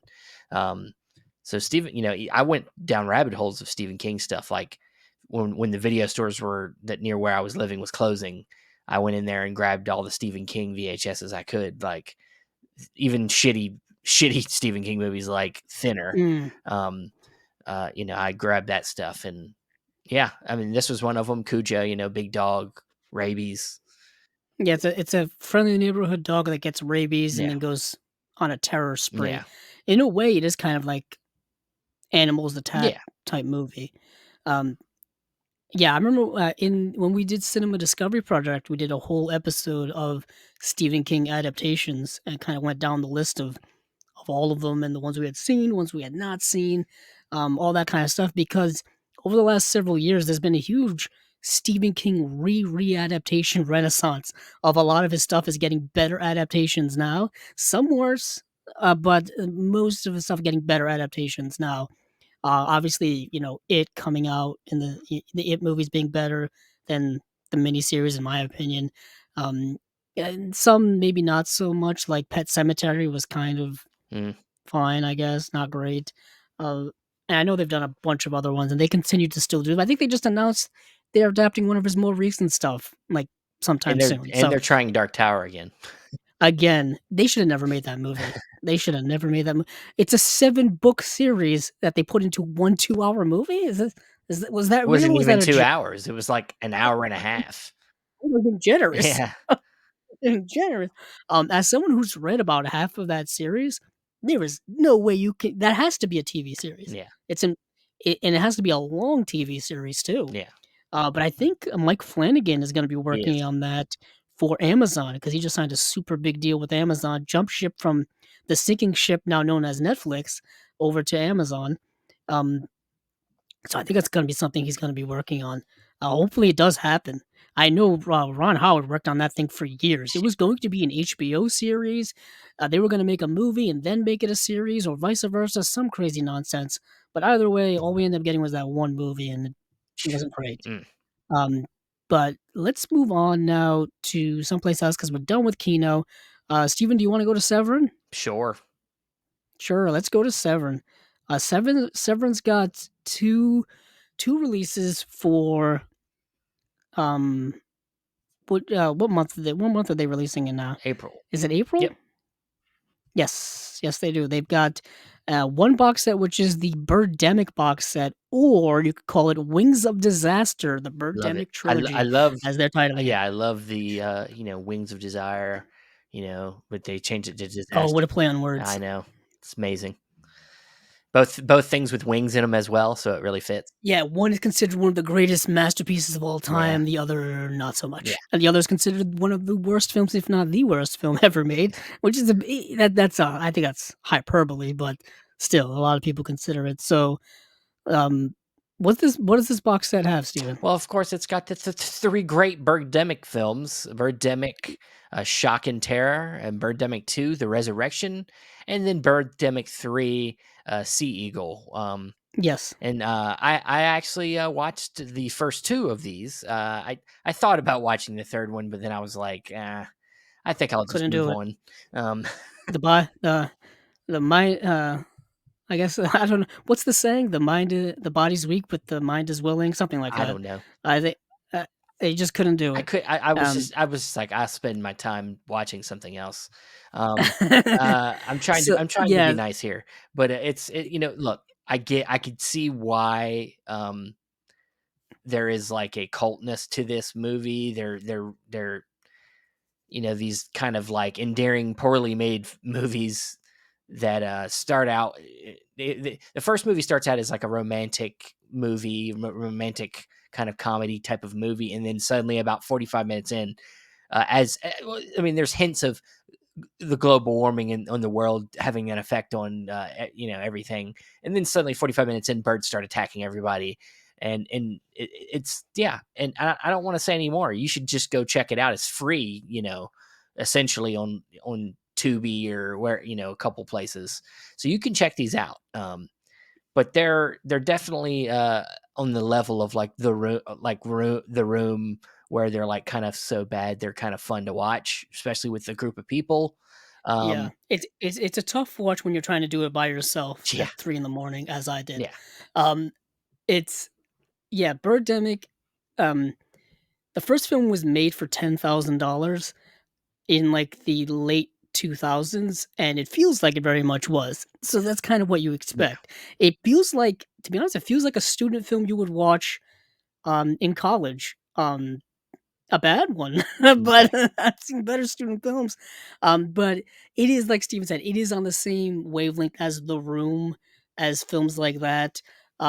It's wow. It's not well directed, it's not well written, it doesn't look very good, but it would be tons of fun to watch with people, It's with friends and whatnot. yeah. Uh, I can say Steven has seen, which I didn't get to watch, um, does have a much higher budget at $300,000. Yeah, the second film, it very much plays a lot into Hollywood, like it likes to it's referencing, other films and movie making, and they actually, I believe, use a lot of actual film, like a studio backlot to film in. So they actually got some real kind of nice sets and things to film in. But of course, they can't really take advantage of it because it's because the story and the acting is not good. Um, but it's these movies, they all have a place in Mm, cinema, and so I think if this is your thing, you should go for it. And there's definitely some features here. They 13 hours of special features. They got some commentaries and everything, and of course there's also a nice lenticular cover of this on the front, um, where it makes the seagulls flap their wings. So something a little different there for the box set, and yeah, and I'll say this, also Birdemic 3 Sea Eagle, I think just it came out just came out. last year. Yeah. So this is that you can actually buy that individually, or you can buy it in the set. You can also, um, I think the first film you can also buy individually. Coincidentally, Birdemic 2, I think you can only get it in this set. I don't think they Mm, sell it individually. At least I couldn't check on Blu-ray.com. Maybe from Severance site I was gonna directly. Not quite say, sure. let me check that real quick because I believe they Yeah. are selling all these individually. I think Okay. maybe. See, I Let me misspoke. make sure. I do right now only see the box set and the third film listed. Um, but Yeah, I'm searching Birdemic on Severance site, and yeah, it only has the first and third film individually. Um, yeah. but I think they've all yeah, they picked this up for distribution. I think when the movie came out, like back in 2010, like they've been in the Birdemic camp for well over a decade. Severin has, and yeah, it's a notoriously cult classic in quotes. Yeah. Yeah, I, yeah. it's exactly what it I is. believe the second film was financed by because I believe Severin was involved in helping get the first movie made in some way, and then also the third film. But the second film was somebody else completely different. So Yeah, that's why. we literally don't know anything Well, I know a little about bit. this. I listened to the Severin Films podcast that they talk about Okay, the background a little bit. So I think there was like somewhat of a connection with Severin, literally for the movie to be made. That's why they have the licensing deal to put it out. Um, gotcha. the first and the third film, but the second film, not no, they weren't involved in Oh, that. not yeah, The okay, budget went up that and they makes weren't sense. involved, so that's why they don't That have. explains why they haven't released it individually yet. Yeah, This is all coincidentally, all these films are directed by the same person, James Wen, um, and there's audio commentaries on each of these. There's special features on each of these. This is a cool box set to have if you're a fan of these movies or if you're just a kind of stubborn completist.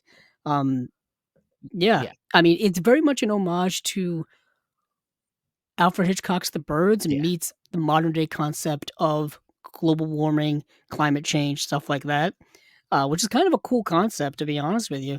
Also, some of the gore effects and some of the makeup effects when it comes to like people getting attacked by birds isn't bad. Some of it's not terrible, There's but it's a few like th- cuts on people's faces and throats and stuff that I'm like, that's actually really good makeup effects, really good makeup effects. Um, I told Andrew this. There was one scene in the first Birdemic that literally made me laugh out loud because they get gas and they get robbed. This guy robbed, like they stopped to help this guy and he instead tries to rob him, and he's taking their extra gas they have, and he's like backing away with the gun in his hand. Next thing you know, you hear a bird in the distance, and the bird swoops down and slits its throat. And I'm just like, this is amazing. That was This amazing. is He just incredible. Sea Eagle just assassinated you. Like it's just, I mean, it just. And what is interesting, I mean, and similar to the birds, there's no real rhyme or reason. It's just happening. Like it just happens I mean, there randomly. is a reason. It's global warming. That's all we Yeah, need it's to global know. warming is causing them to go bananas, I guess. Yeah, Crazy. Cuckoo for Cocoa Puffs, yeah, you can use a bird reference. yeah. But Steven's right, the first half of this movie, 45 minutes even, Is a completely different film. it's the same with A lot of it's the montage, same with a the lot of second film montage. too. Second film, it's about them making a movie, and there's this new character who's got a script. He wants to, and then he gets the characters from the first movie to help finance it, and the lead female character from the first movie is going to be in the movie, and then she doesn't. This other girl like gets the lead role over her, and then it's this whole thing about making this movie, and then suddenly the birds show up again. He's and, back for and revenge. it's back. Back It's for back. revenge. This time is that it gets so warm that these ancient eagles that were inside this like tar from back in the prehistoric times melts, and it Nice. lets them come out along with a couple cave people as well. Um, so yeah, it even brings in cave. They just kind of up the ante. Yeah, yeah, it's something. It's certainly But something, but yeah, Severin did not stop there. no, they didn't. No, they did not. They have a second release here, which is another 3-film set. It's 3 adult films, I believe, Yes, and, the films are, and this is gonna be tough to figure out, it's Black Venus, Ecstasy, and Melody of Passion. Those are the 3 films that are in this set. Um, that kind of it. yeah, well, that's all we can really There's no say special about. features on them, there's nothing like that, but I guess the movies themselves are speak for themselves. Yeah, yeah. Don't really have anything to say. They're softcore porn. From the '80s. Yeah, I think maybe that's important to put in there for a they're all kind of feature length. cultural Yeah, contextual they're all part of it feature all. length, hour and a half long. They're region free, so watch them in any player you'd like. Yeah. Yeah, they are actually all feature length, 95, 90 minutes, and 91 minutes. So Yeah, fascinating. So, yeah, that's it for Severin. So, I guess we move on to the main bulk of the show, or at least the main release. Once again, every first of the month, like clockwork, we've got Vinegar Syndrome and we've got Vinegar Syndrome partner labels coming out. yes, we do We've got quite a few. I think in total was 15 titles something like combined, something like that. But Steven, let's go through Vinegar Syndrome proper first, and then we'll go do the partner labels. that. All right. Well, Vinegar Syndrome proper. We got three releases here. First, we have from looks like 1983. We have Devonsville Terror, and then we have from 1998 we have Bio Zombie, and then from 1998 as well we have Goodbye 20th Century. So Goodbye. yeah, I know there was a YouTube of Devonsville Terror. I never got a chance to watch it, but I did I know get to you watch did. it. I know you did. And it was in the sweet, sweet quality of VHS, Yes. complete with tracking. Cool. It was it was in the yeah, I got to watch 2 out of 3 of these. I couldn't find Biozombie, which is coincidentally, I think, the one I wanted to watch the most. Um, although I think there was a version of Biozombie on YouTube, but with no English subtitles. Yeah. So it was Yeah. all in its native Yeah. language, which I believe is Chinese. And which, didn't help me because I don't speak the Now, come language. on, man. You know that. Uh, You know the it language. would have been cool if I told you one of my superpowers. I wish I could speak any language. Yeah. They just make things so much easier. Yeah. Um, but yeah, so I got to see Goodbye 20th Century and the Devonsville Terror, which is a cool title. Um, yeah, so it's a movie that takes place in I think a fictional place called Devonsville, and uh, and 300 years earlier, during the I guess quote unquote the Salem witch trials or the witch trials, because they don't really mention Salem witch trials. Some women get burned at the stake and tortured, and it's pretty brutal stuff. But swing forward to modern day, and there is a new woman moves to town. She's like a young school teacher, but she's progressive, she's a feminist, she's kind of giving the townsfolk that same vibe as those witches did back in the day. So of course they just can't have it. You know, Nope. the misogyny I guess is generational, it's Hmm. traditional. So her, I think along with another two women kind of um, take on this misogyny and BS that's going on in that small town. And of course, I think there's some supernatural stuff going on with witchcraft and whatnot. Um, because it says it right here in the description, no spoiler here. The young women are in fact agents of Satan, returned from hell to take revenge on behalf of the executed witches. So there you go. Low budget kind of sci-fi supernatural horror from the 80s. I love the cover. Yeah. Yeah, I do too. It's very Yeah, satanic. definitely. And then we've got Goodbye 20th Century. Now, this is a fascinating film because it's a film that I think is broken up into three parts, and it a lot of it doesn't make sense. So I tried to watch a VHS. Obviously, it looked like yeah, it's a the rip on same thing that YouTube, I and watched on I it. stopped. I stopped watching. I was like, God, this is so terrible. The condition of this. So I just So yeah. yeah, so the first part of the film takes place in the near future of 2019 in a Mm, post-apocalyptic nomadic wasteland, dystopia, of course, where there's this guy Kuzman who is being executed for a crime, but it turns out he can't die. No matter what they do, they shoot him a bunch of times, shoot him in the head, can't die. So then he decides to walk amongst the wastelands to try to figure out how can he actually die. He ends up leading to some mythical place where he figures things out. Um, and then we flash forward to New Year's Eve 1999, where there's a Santa Claus going back to, I guess, the apartment complex where he grew up, and then a violent fight breaks out and people start killing each other. cool.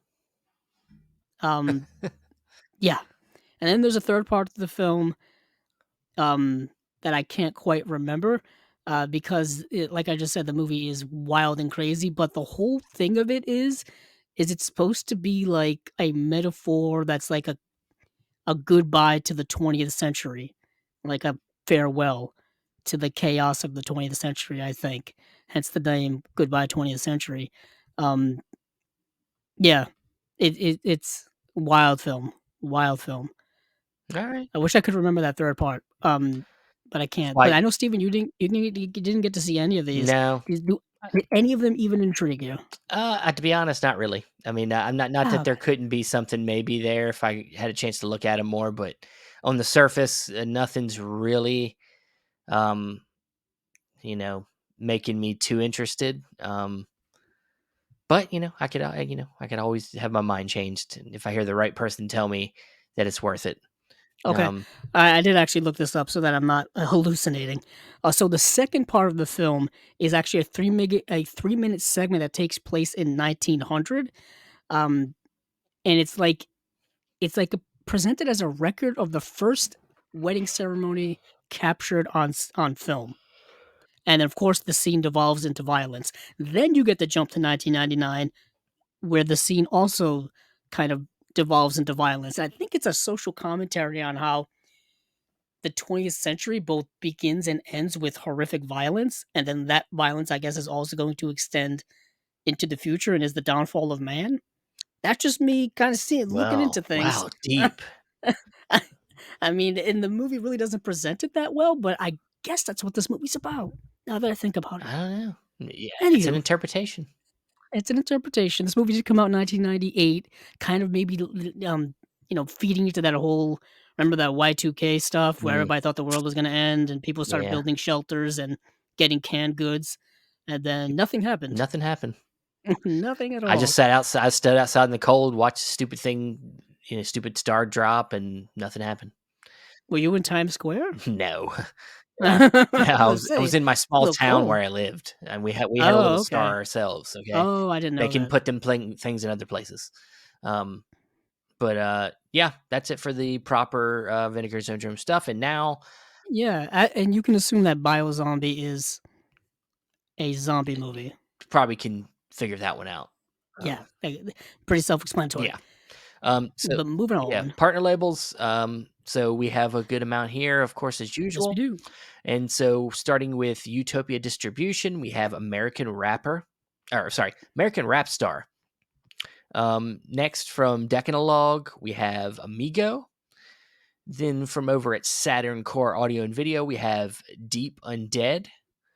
And from Gunpowder and Sky, we have Eat Brains Love. From over at Factory 25, we have For the Plasma. Over at Yellow Veil Pictures, we have Foxhole. From AGFA, American Genre Film Archive, we have Glow, the story of the gorgeous ladies of wrestling. Then over at Canadian International Pictures, we have Hitman Heart, Wrestling with Shadows, 25th Anniversary Special Edition.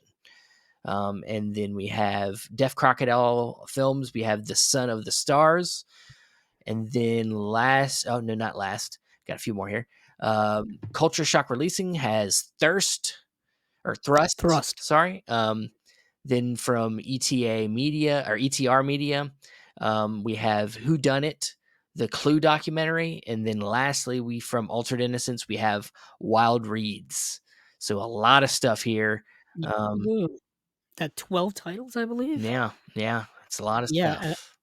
I got to see quite a few of them, Steve, and I don't know how many you got I to watch. I saw know I we saw have a some few. overlapping. I saw a few. Awesome. I could start. I could start with Amigo. I saw Nice. Amigo. Saw it too. I did you like it I thought it was pretty good.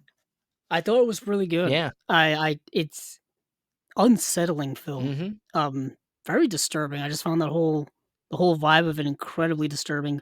For those of you who obviously haven't seen it or are interested in it, the whole film takes place pretty much between these two characters. They're two like I would assume best friends. You got to be best friends in this situation, where one is kind of taking care of another one who is, I believe he's paraplegic, and he's you don't really get the whole story as to what has happened, but in a way we kind of understand that the friend may have been involved in how his other friend became a paraplegic. Well So he is taking care of him, and we know what happened. Did you miss it? we know that there was an Yeah, accident, yeah. but there's no flashback or Well, there's no like detailed there's a car explanation. accident that kills his wife.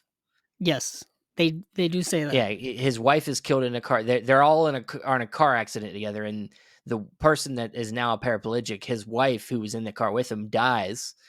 So now, the friend is taking care of him, and there's this like kind of unspoken tension between them now because of course, probably thinks that he kind of blames his friend for his wife being dead and changing fucking his life up. But also now he needs somebody to take care of him. Or Mm, so there's this kind of dilemma here. But as the movie moves forward, there starts to become this kind of eeriness about the situation. The friend starts to get kind of paranoid about whether his friend's actually paraplegic. Is he getting up in the middle of the night because he feels like he's being watched. He feels like right. there's something going on in the house. So yeah, it's got a really great atmosphere, tense atmosphere in it, and it's just one of them kind of like one location movies.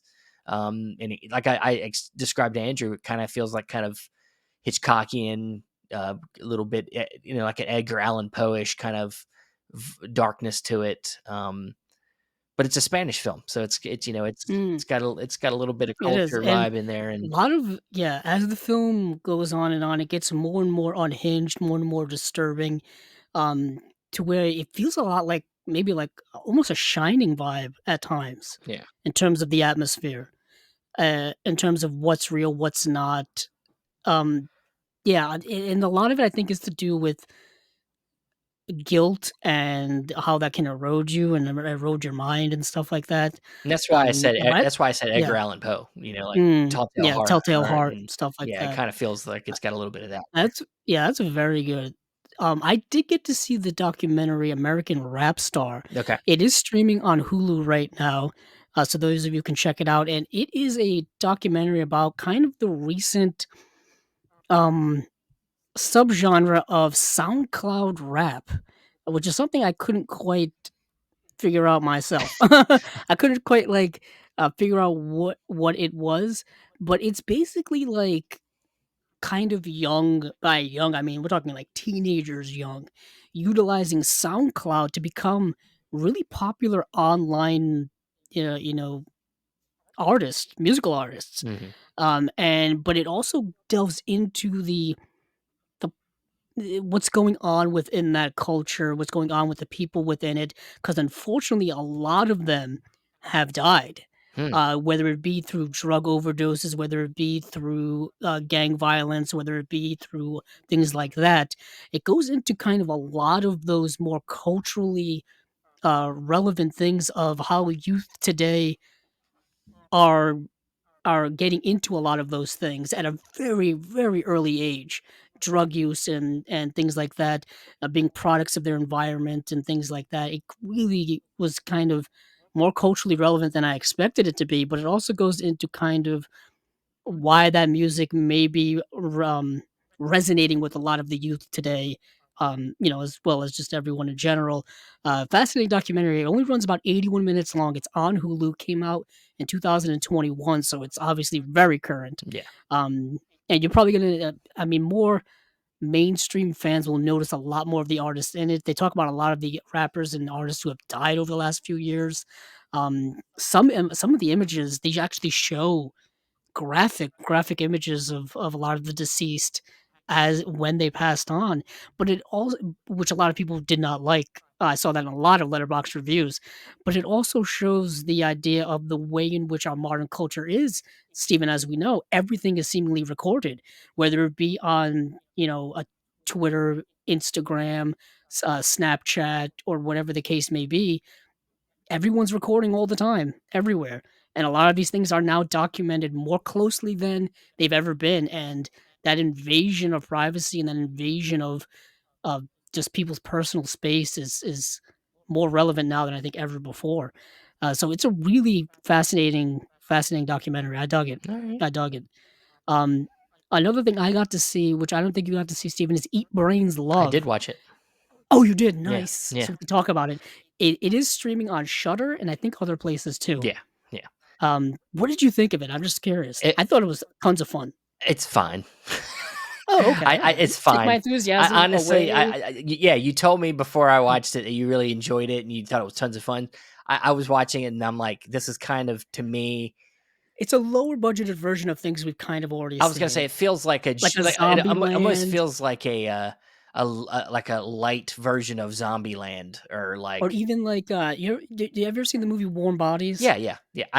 It's It kinda like a that. little bit like it Uh, has a little bit of that too. Warm Bodies is better for me. Uh, yeah, well, higher budgeted, better acting, better, yeah, story. it's fine. Um, It's. I think my problem with it a little bit is that I feel like the roles in the world are a little loose. Like it's mm, a little bit too like because you have like these psychics in the world. Um, I don't think it really sets the stage for like yeah, how things go down. Like when they kind of half built, not even half, like, it's like a partially built world. yeah, Like, they tried to do a little world building, but they don't fully do it, so they just kinda give you the rules, kind of the kind world, of. t enough to so you can understand what's going on in the plot, Yeah, you know what I yeah, mean? but they don't. So Yeah, you don't need to know more than that, yeah, but there it's a light probably is it's a more to fun it. light watch, but it to me it's a little bit clunky. Yeah. It doesn't really it doesn't really I like cover it well enough for yeah, me to for be those fully of you who invested. don't I was gonna say, for those of you who don't know the premise of the film, is there's this virus going around that turns people into zombies, but it's transmitted through sex. Yeah. And the film centers around these 2 high school age characters. They go to the same high school, and they both end up contracting this disease, and it kind of just attacks you. It just shows up on with them randomly one day when they're in the school cafeteria, and they just go ballistic and eat up the whole school or most of the school or everybody in there. And now, but then there's also this special government agency that hunts down these people that happen to have psychics in it who can like track them down through psychic powers.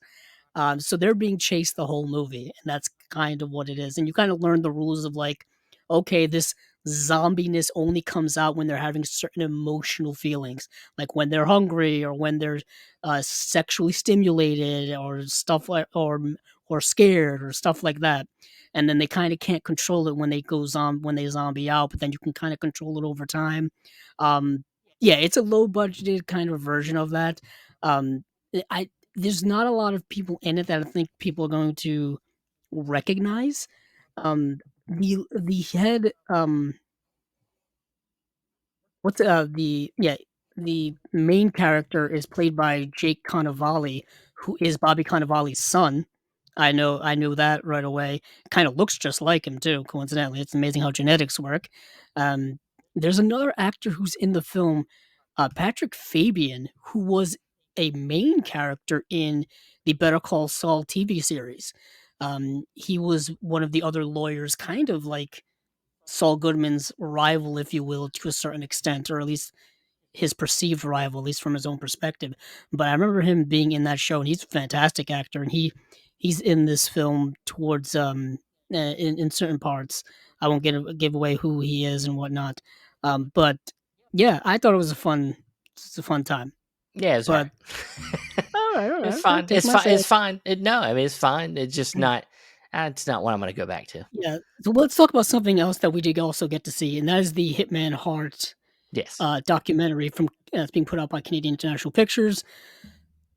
Um, Uh, what'd you I think? love it. I love it. Well, I Yeah, mean, there you I go. was a big fan growing up. I think Oh, you he was my favorite wrestler growing up. Yeah, really? Okay. Well, he was one of my So favorites. I mean, I could sit here and rattle off tons of my favorites: Sting, Stone Cold Steve mm, Austin. yep, But what I love, well, what's great about this documentary? Not only do we get like the story of Bret Hart and his rise, and of course the eventual downfall of his what happened to him in his career, but we also get a little bit of an overall look at the state of the wrestling game through that mm, time period where he right, started in a time where it was very much the good guy versus the bad guys, but then as the what we now call the attitude era came yeah. into play, the bad guys started to become the good guys, like Or people, the good guys started to become the bad guys, which really. is what happened to Bret I Hart. mean, Yeah, notoriously. I mean, one of the biggest good guys of all time, Hulk Hogan, went bad, and it's still to this day like a significant historical yeah, moment in wrestling history. But for me, what I find most fascinating about this is that this documentary came out in 1998, yeah. which is what 25 years ago. So I think it's a 25th That's anniversary release. in the title. Yeah, And so much happened after this that this documentary didn't cover because it didn't. That's not the time in which it was made.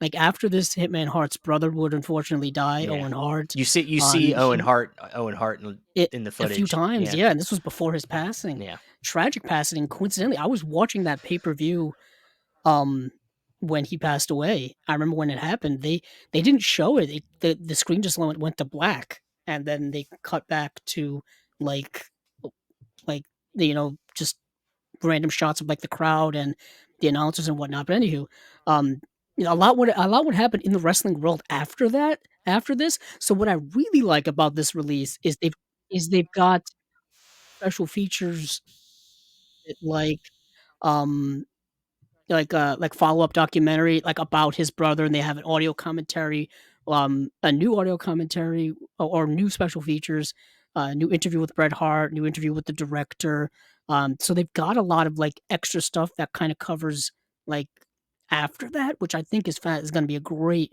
thing to look at. I can say this also right now, as of this recording, it's already under 300 copies, yeah. so this I got to is get not my gonna order last in. much longer. Yeah, I was gonna say, this is probably not gonna last Much for a longer. while. Yeah, I know Canadian only goes with a certain number. I think get 2,000 copies. And this is going to be a hot one because he's probably the most famous wrestler to ever come out of Canada. Yeah.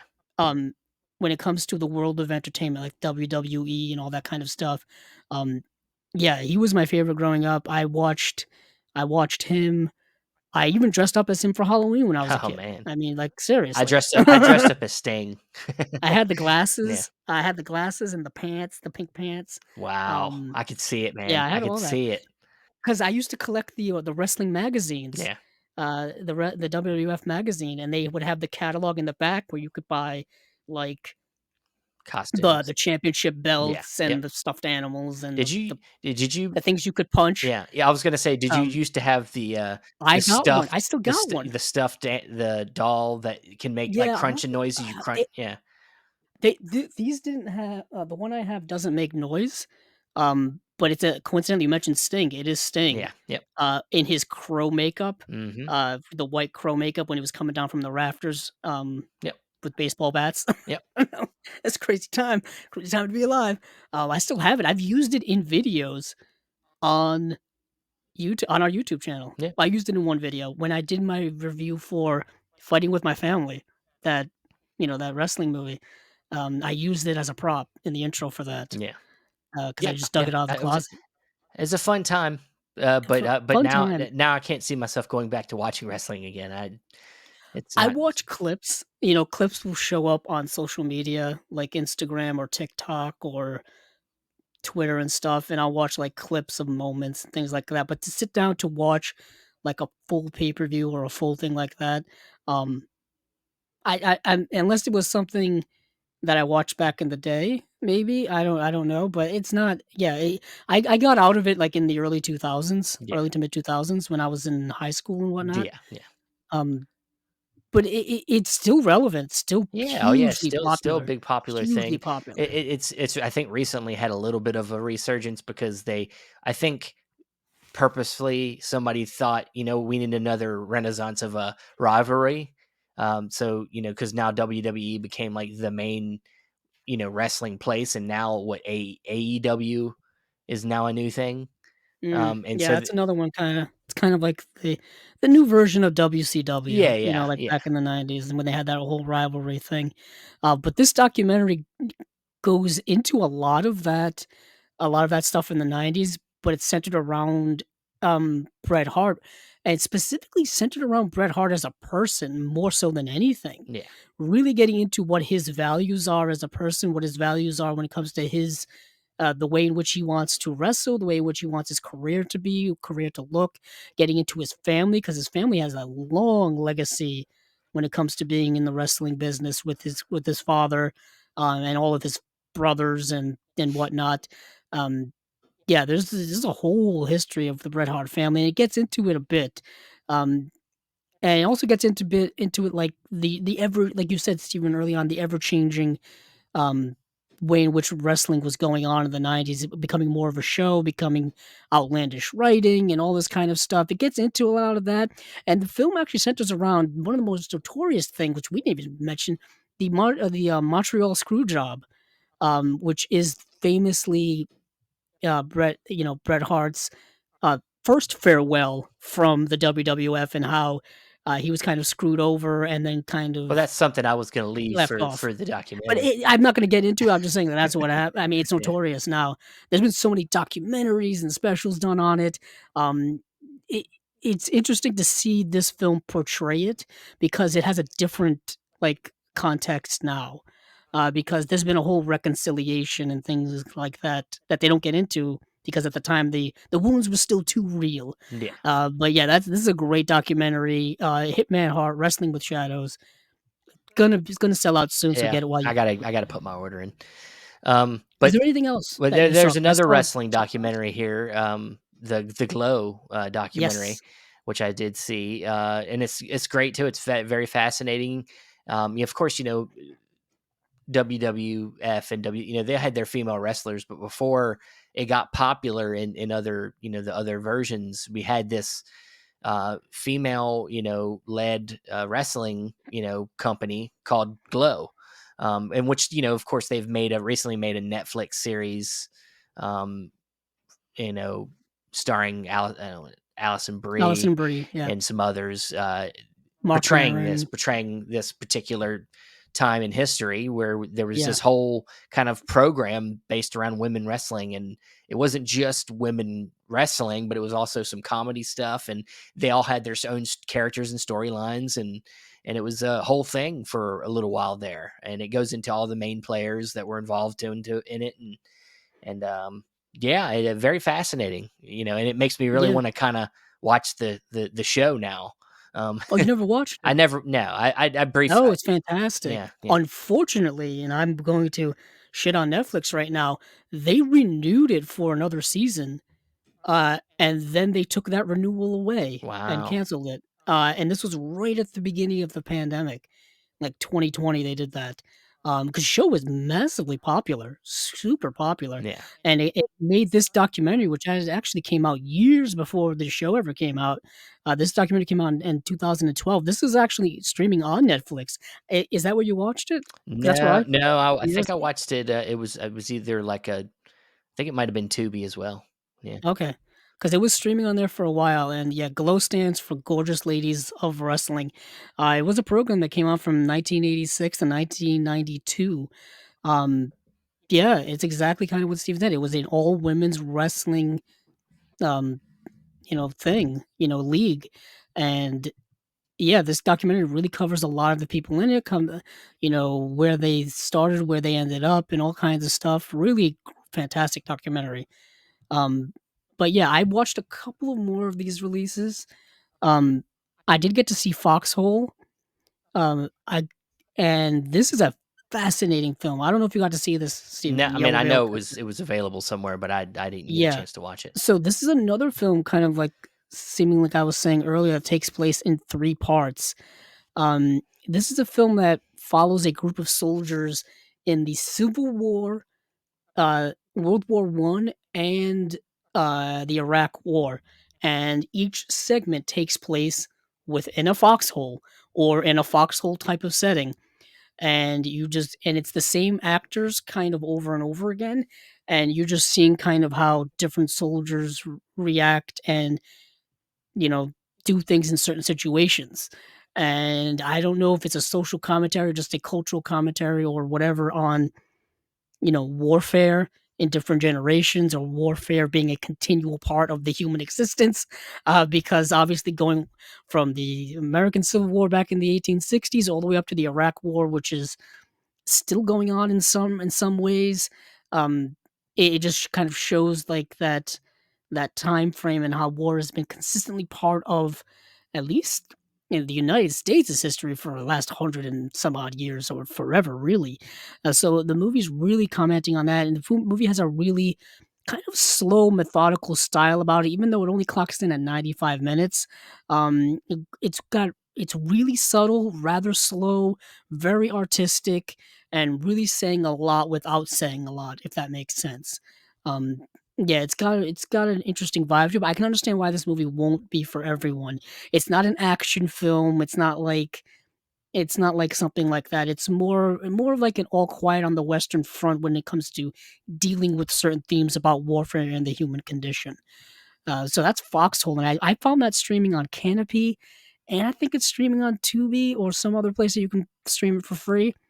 Um, but yeah, it's good. I really liked it. I did get to see For the Plasma. Talk about a slow film that's kind of about nothing. Yeah. And this is another one I think that was streaming online. I think Tubi or maybe Canopy. I think I watched these back to back actually. Um, so it takes place in Maine, where there's these two women living in kind of a small town, Maine, and their job is they're fire lookouts. They're watching for forest fires, and to make sure if it happens, they have to report it. They got to monitor it, whatever the case may be. Um, when one of the women, while watching kind of the footage of the forest, she ends up kind of figuring out, and she can predict like global shifts in the financial markets. What? Don't ask me how. What? Don't ask me how. And the movie's kind of about that, but it's kind of not. It's more of like just the kind of odd quirkiness of these women and where they're living and and that plays into it. And it kind of screws up their life a little bit. Um, and it does say here that the whole relationship seems to unravel, which I guess is true. But it doesn't feel like there's a strong animosity between these twos. It just kind of um, kind of turns their lives a bit upside down. There is maybe a sci-fi aspect going on into the movie as well.